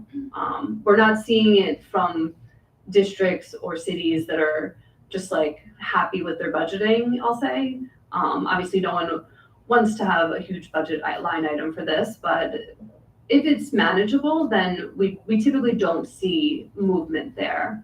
And there's kind of other ways to do it. There's offering different plans that could be lower cost plans, but then it's still, you know, a covered benefit. So there's interesting and creative ways. Honestly, I'm not seeing too many districts go that route, but it's always an option because it could be pretty meaningful in the amount of benefit payments you have to make in the future. So if there's ever a moment where you're like, this just isn't in the budget, then there's always options to kind of look at that route and say, what can we do? As you pointed out, it's not a very favorable option because this is a very valued benefit, I think, to a lot, and a needed benefit for people who don't have the ability to save for that big healthcare cost at retirement.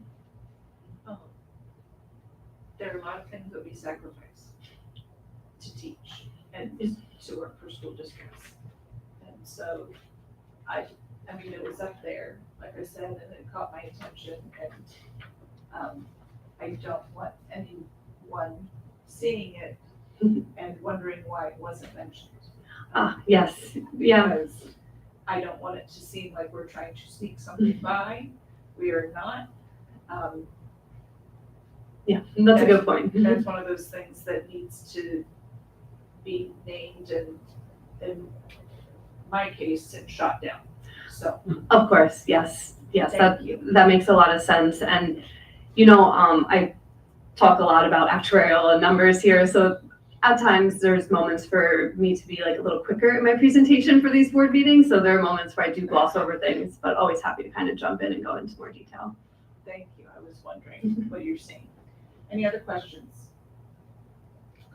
Okay, thank you so much. Thank you. Now, we have a motion to accept from trustee Avalos, the actuarial valuation report, and a second by trustee Lizarraga. Please vote. Madam President.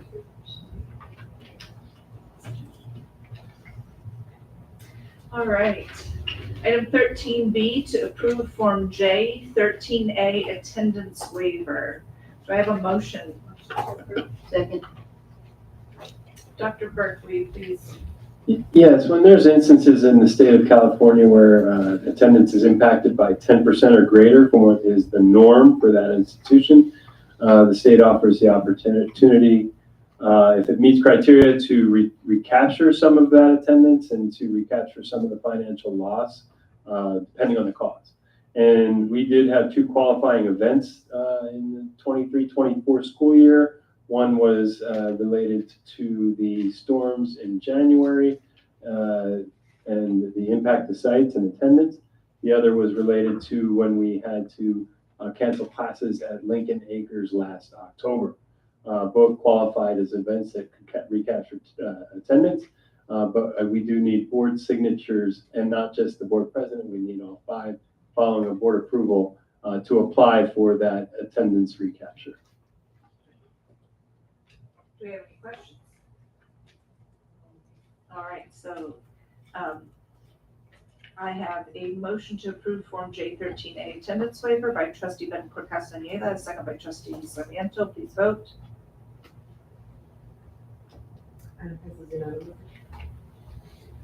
Thank you very much. As part of that, I'll be passing down the forms. It's on the last page. There's two separate forms, one for each date. It's on the very last page, and there's one line for each person. Black or blue? We're sending blue. Okay. So last page, the sign here first.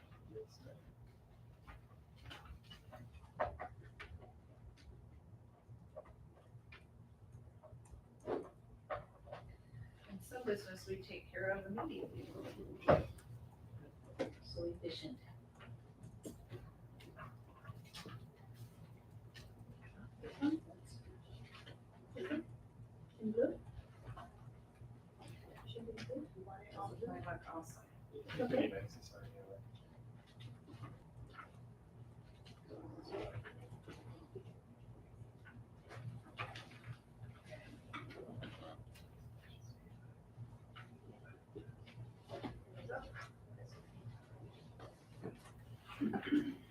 We'll hold for just a moment so that we can do this and make sure it's done.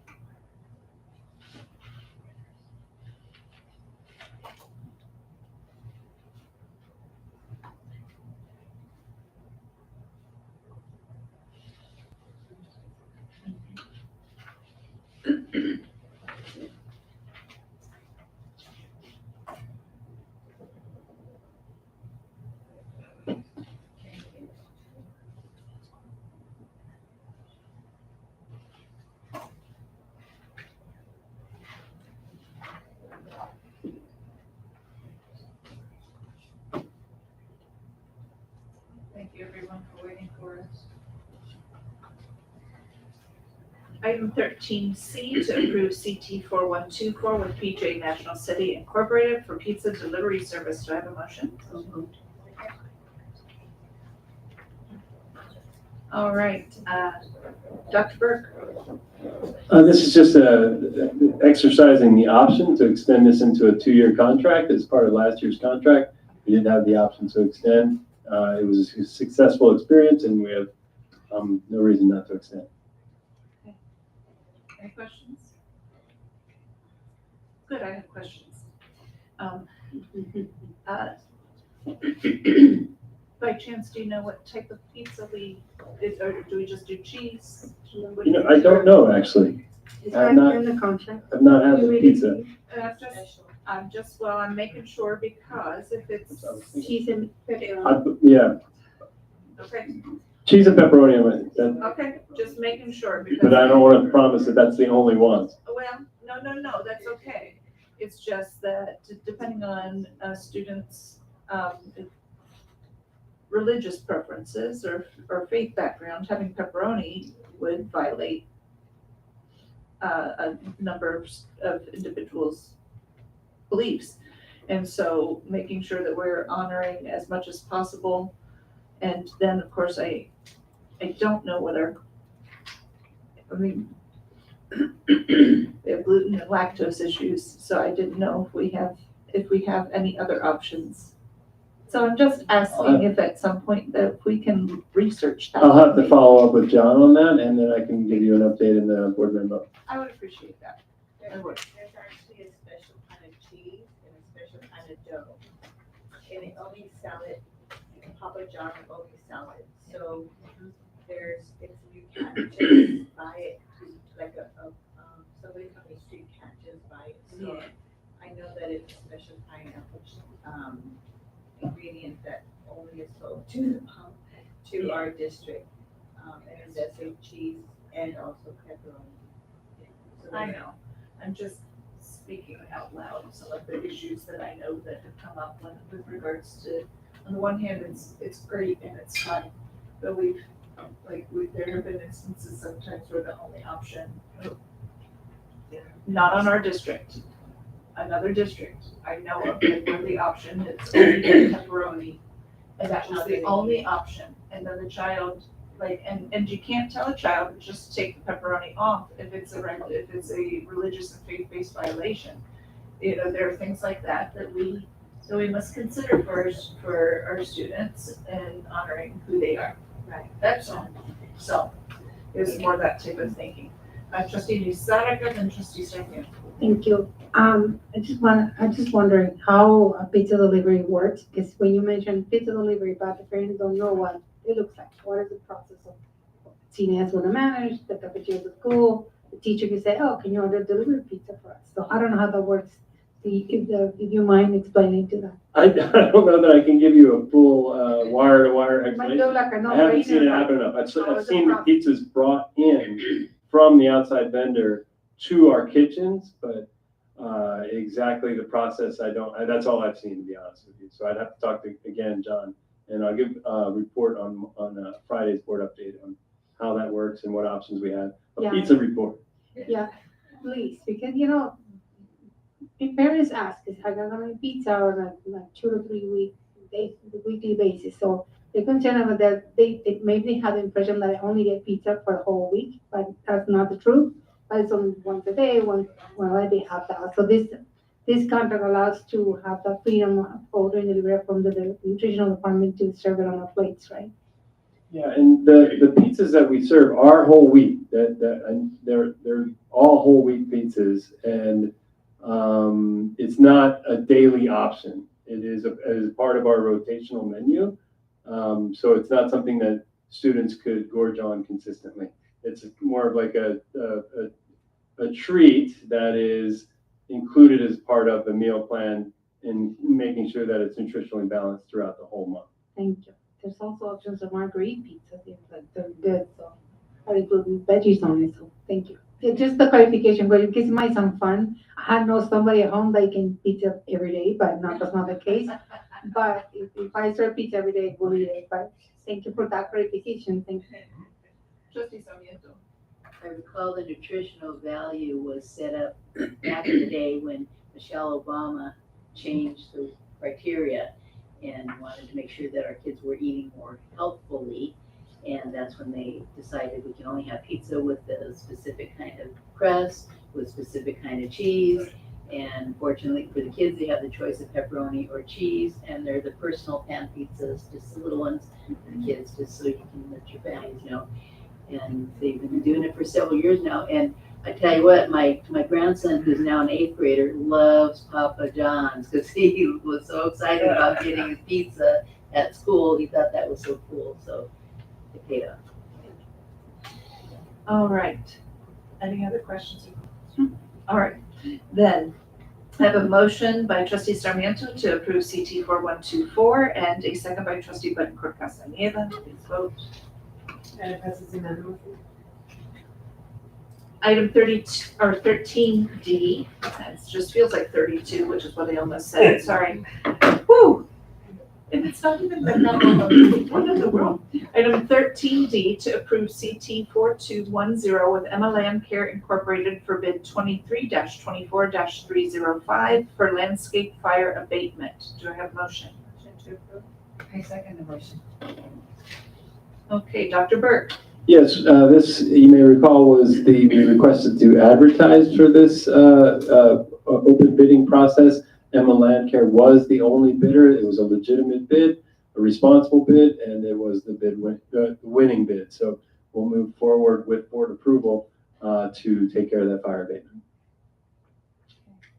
Any questions? Trustee I Lozada. do, yeah, this is multiple schools, Dr. Burke, but I don't know many schools, or is it gonna be ongoing?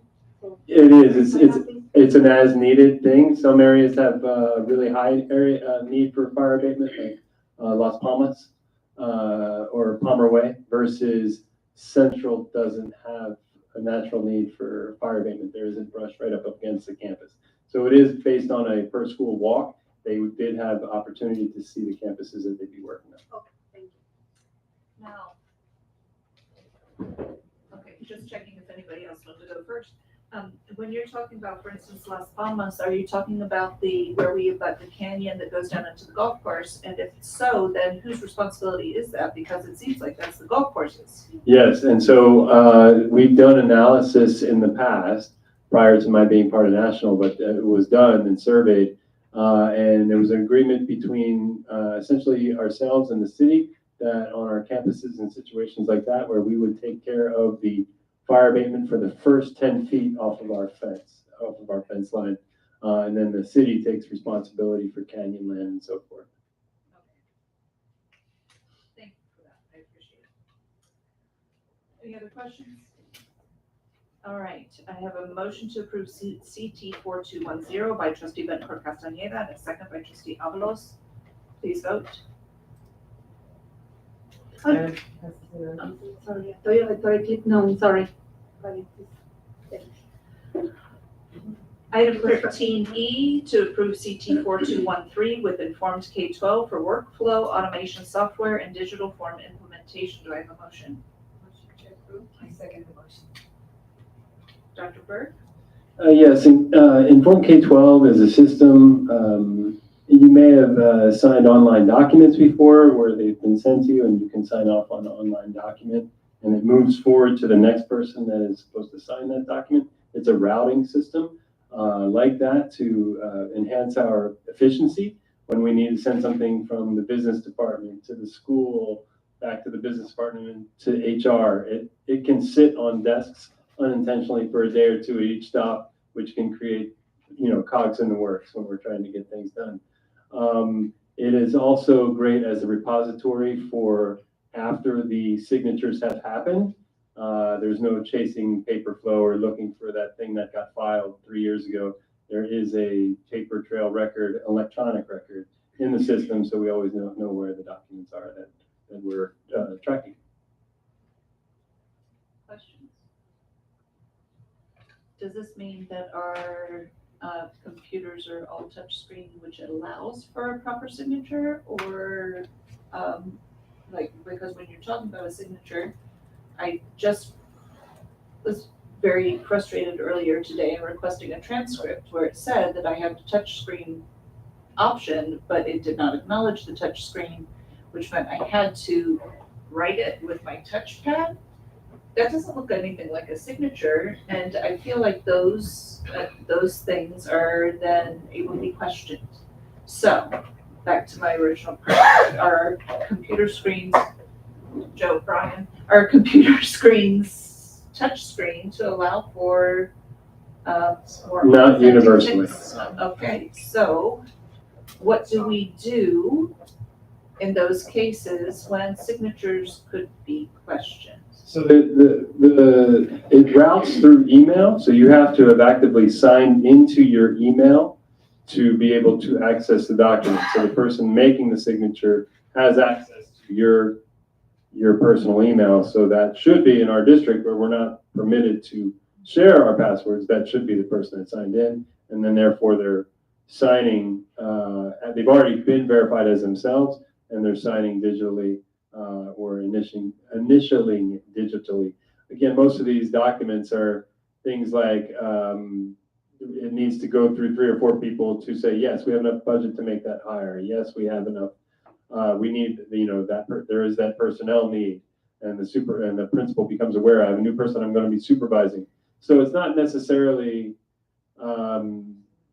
signature type decision making type things. Like I don't even have a rubber stamp. I don't ever order a stamp because when I sign diplomas and things like that, I like to do my signature. I'm very particular about my signature. I don't feel like this violates that for me because again, it's more like an approval process, an approval click than it is I'm signing off. Because like the SAFE system for signing off on IEPs Like that. gets passed, you know, and we have multiple people who need to provide a signature, and it's better if it's actually a signature. So I'm wondering how those things are handled. Yeah, and we don't have any intention at present to include things like IEPs on this system. Dr. Craft? Actually, we currently have the Adobe signature piece with our IEPs. These are for time cards, and we do have the option of stylus pens, and I think we would work with our tech team if it comes around after Dr. Burke and his team have had time and they've made the decision that it must be initiated by a wet signature by the employee. I'm not sure what the requirements would be, but I think we could have some feasibility. Joe was doing hand motions back there showing me. So we can have stylus, we can do with the mouse. We've got some options with that. So if the routing system does require a signature from the employee submitting the time card, then we would work with business and technology to make sure that teachers could do it. Because I agree, it's nearly impossible to do a signature that doesn't look, we're all shaking our head, we wanted to do it, yeah. So, yeah. Okay, all right. Just, like I said, just wondering how we can do things well. All right, I have a motion. Any other questions? I should ask that first. I have a motion to approve CT 4213 from trustee Betancourt Castaneda with a second by trustee Avalos. Please vote.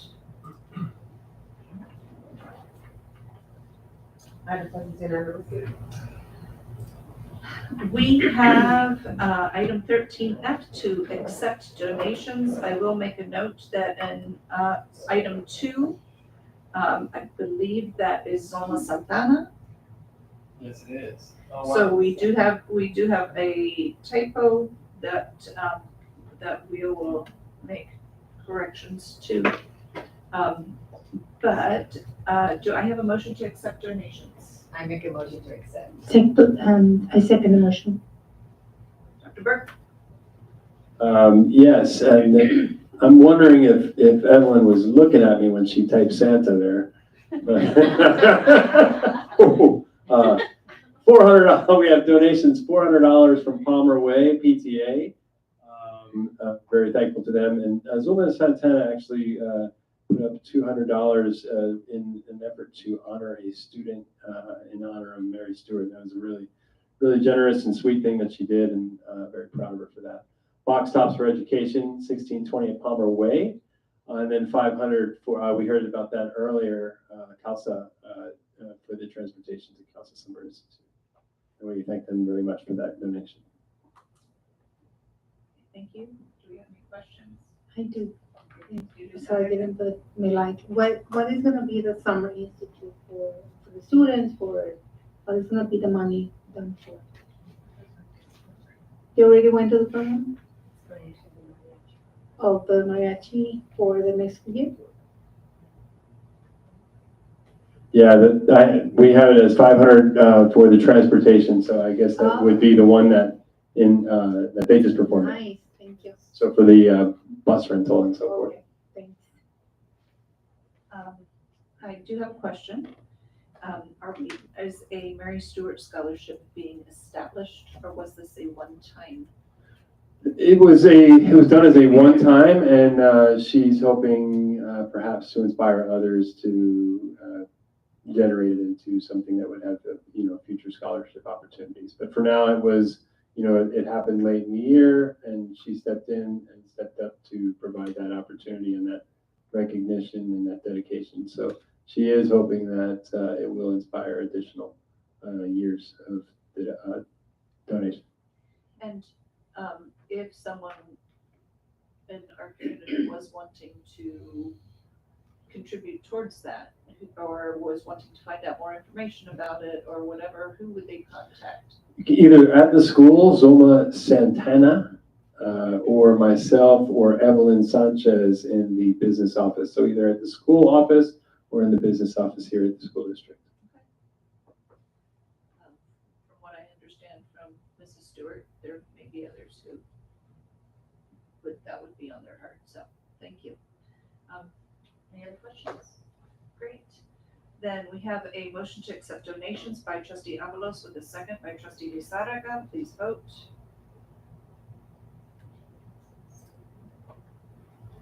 All right, and we are on item 14, board cabinet communications. Trustee Sarmiento.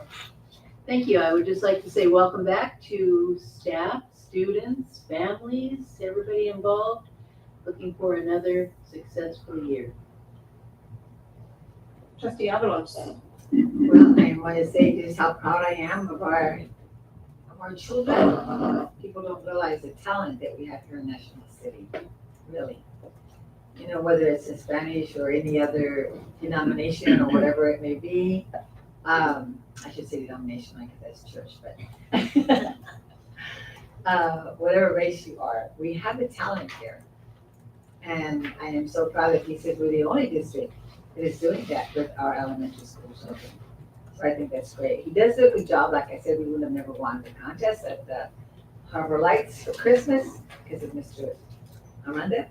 And welcoming the new people that came that are going to be working with us. Like you say, thank you and welcome to the family.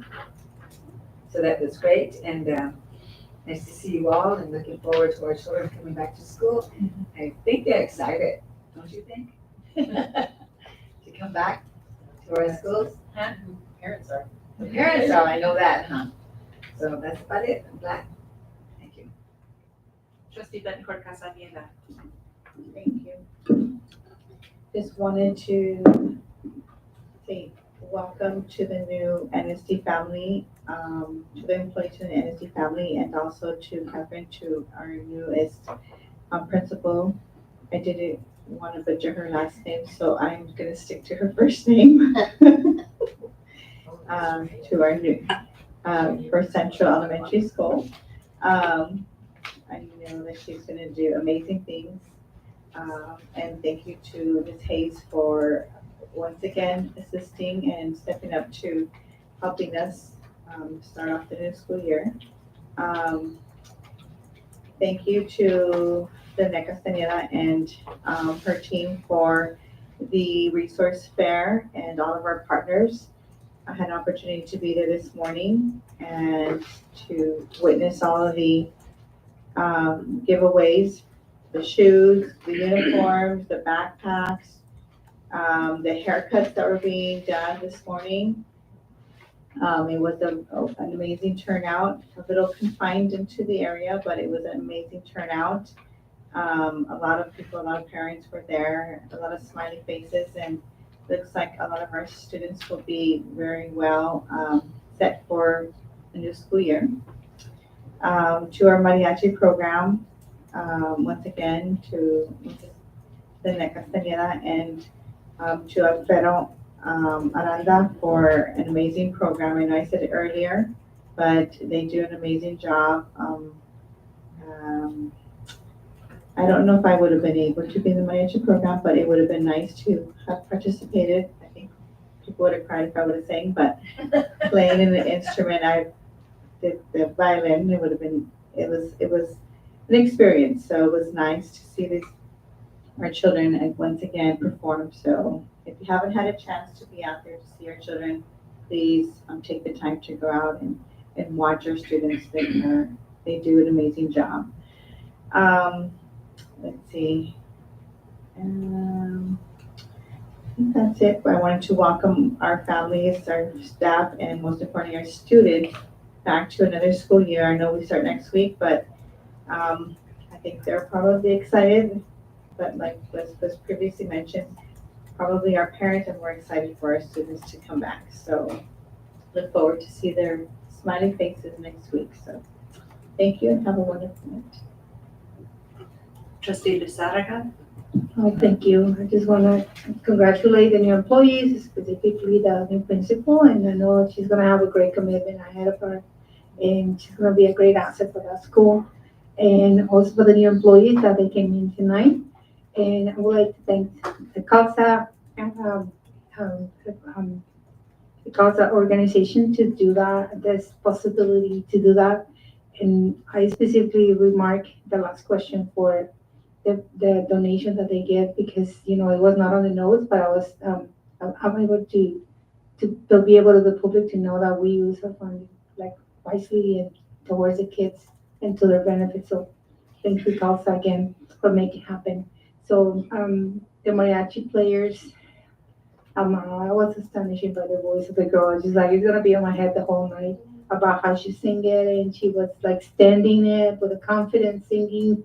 This is a very hard to sing song, and it reaches tones, and only is possible when you have dedicated staff like Mr. Aranda Tocar. So it's a great asset to that one.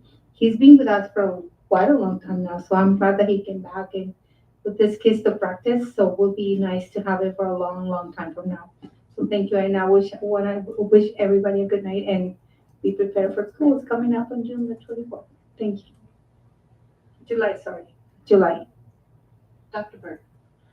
Yes, I just completed my first full year, so I really want to thank a couple people who have been instrumental, a few people. David Castillo, who's done a phenomenal job on all the projects that he and I have worked on together.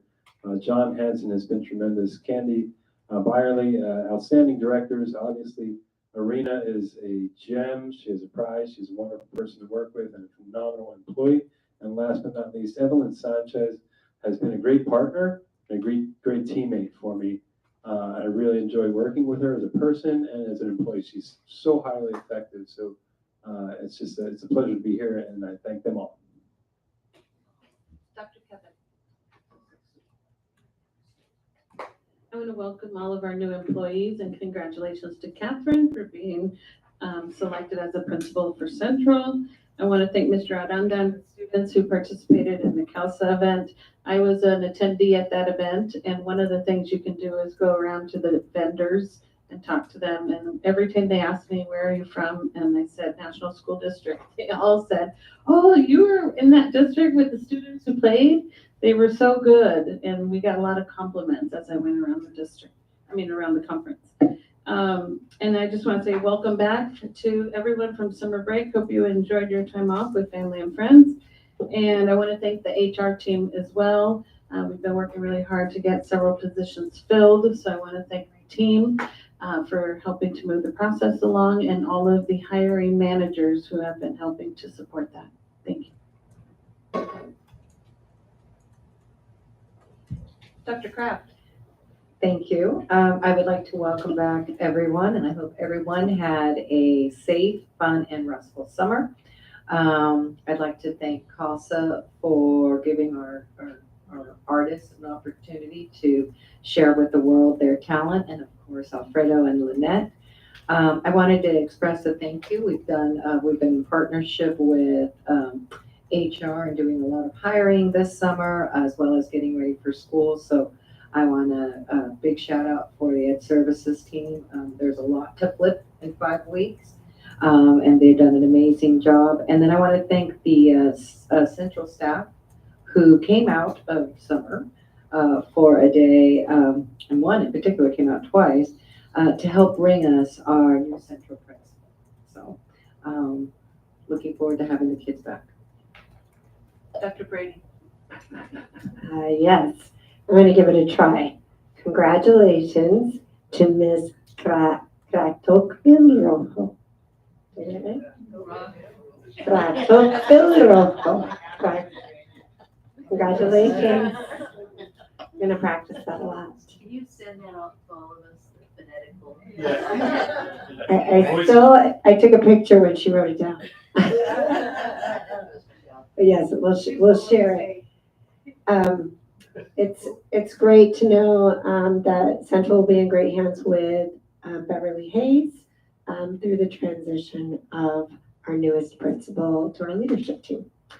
I do want to say a public thank you to Sweetwater Authority and to the City of National City, who have helped and partnered with us in the opening of our school year. Sweetwater Authority is hosting our leadership retreat at their facility this year. And National City, we actually worked with Sarah Ruiz, who has a new job in communications at the city, to design a tour around National City And so the idea is that we get people excited about National City. They'll want to come and live here, and we'll get more students. And so we'll be hosting with her 3 additional tours this year. She did her debut with our leadership team, and we got rave reviews about, I didn't know how special National City was for many of our newest leaders. We'd love to, and now that we got all the bugs worked out, we'd love to have the board come on and do a National City tour around. Maybe we could do it in conjunction with some of our city officials. I think that would be really fun. We are going to be welcoming all staff back on Friday for the 24-25 school year. But as I was reminded, many staff are not coming back. They're just being invited to the new school year. They've been working all summer. So just a special shout out and thank you to everyone who worked to deep clean our facilities, do facility projects, do all of our hiring over the summer, keeping the lights on and getting prepared for students to return. And just a reminder that we start on a Wednesday this year. It's different. It's a really fast turnaround. Usually we have a couple of weeks to warm up before our kids come back on a Monday. This year our students are coming back next Wednesday. So we're working through that different rhythm. We still haven't sent out a message to everybody of where they should report on Friday, but they know they're coming back Friday. We hope they're eking out every last minute of summer, and then we'll be greeting them at their sites for safety training, because we want to start with safety first. And just one last thing, that this year our theme is Shine. We haven't unveiled it, so you're hearing it first, and those who are watching from home. And we're going to really talk, and our work this year will be around illuminating the purpose of our district so that we can celebrate all those wonderful things like we saw tonight with our students in the mariachi. So more to come on that, but thank you for supporting all that we do to make sure our students are successful, and thank you for all you do as well. And to all those staff who have been here faithfully and make sure that we are in our best shape, who sign up and register students, who clean the grout. Thank you all, blessings on all of you, and thank you for making this a place we want to be at by the things you do. To teachers, to aides, to their school psychologists and the counselors and the safety supervisors and the whole list of people who are coming in on Friday. Woohoo! Here we go again. And good luck as you are setting up classrooms and touching base with each other and getting oriented. To students, we're welcoming you on Wednesday. And for parents, please realize this is I think the first time we are directly aligned with Sweetwater. So, and while usually Sweetwater High School districts, our middle schools and high schools get started, and that we have a couple days. And so if you are in that habit, stop it. Everybody's going to school Wednesday. So it doesn't matter if you're in TK, doesn't matter if you're in 12th grade. Wednesday is your day. So please be ready to go. For the board, we just approved safety training and volunteer packets for ourselves. So by the next board meeting, the August 12th meeting, not the next one. I'm touching base on that one. Thank you for the shake now. So by the August 12th meeting, I'm going to be checking with Dr. Keppen if you need any direction, help, supervision, assistance. They can't take the quiz for you. That's a no-no. But I'm assuming holler at Jocelyn and Vanessa, and that'll be great. I do want to welcome Mrs. Rojo, and thank you for joining us. We're excited to have you start with Central. On Monday, we will be having a special board meeting at 3:30 One of the things that does happen often with this warm up to school is we are trying to make sure we have all of our spots filled. Thank you, Dr. Kevin, for leading the way on that, and thank you the rest of everybody for making it happen. And so special board meetings do come up. Again, we will have one Monday at 3:30. And in keeping with that, I want to remind people, if you are interested in attending meetings, our schedule of meetings does say that usually we have them the second and fourth Wednesdays of the month. Now, if you've ever noticed, that's not every month. About half of the months, we do have 2 meetings, but the other half, we don't. And then there are these occasional special board meetings, but there are also regular board meetings that are scheduled on different days for various reasons. So for instance, we had somebody who came last week prepared for a board meeting, and it was not happening then. The reason why was because the previous week was, well, for a couple reasons. One was the previous week was July 3rd, and we knew that people would be gone for the 4th. And so in trying to honor people's time with their families, we did not want to interrupt some of those things for meetings, for agenda review, for all of that. But also another reason for us personally that we had approved this for it to be tonight was for exactly the reason I mentioned earlier, which is to be able to approve any new hires as far into so that they can start prep week with their team, with their people they're working with. So we intentionally set July 17th as our day, and we did it back at the beginning of the year. So if you are looking for our dates for our meetings, check nsd.us and look under board, and you will find the board meeting dates. Now, some other things we mentioned along the way include, if you are wanting to volunteer, that volunteer packet is under nsd.us at Parents and Students tab. So we are more than thrilled to have volunteers and visitors come to our school sites once kids get started, and to be present with our students. So all of that, and thank you for attending. Thank you for watching. This meeting is adjourned.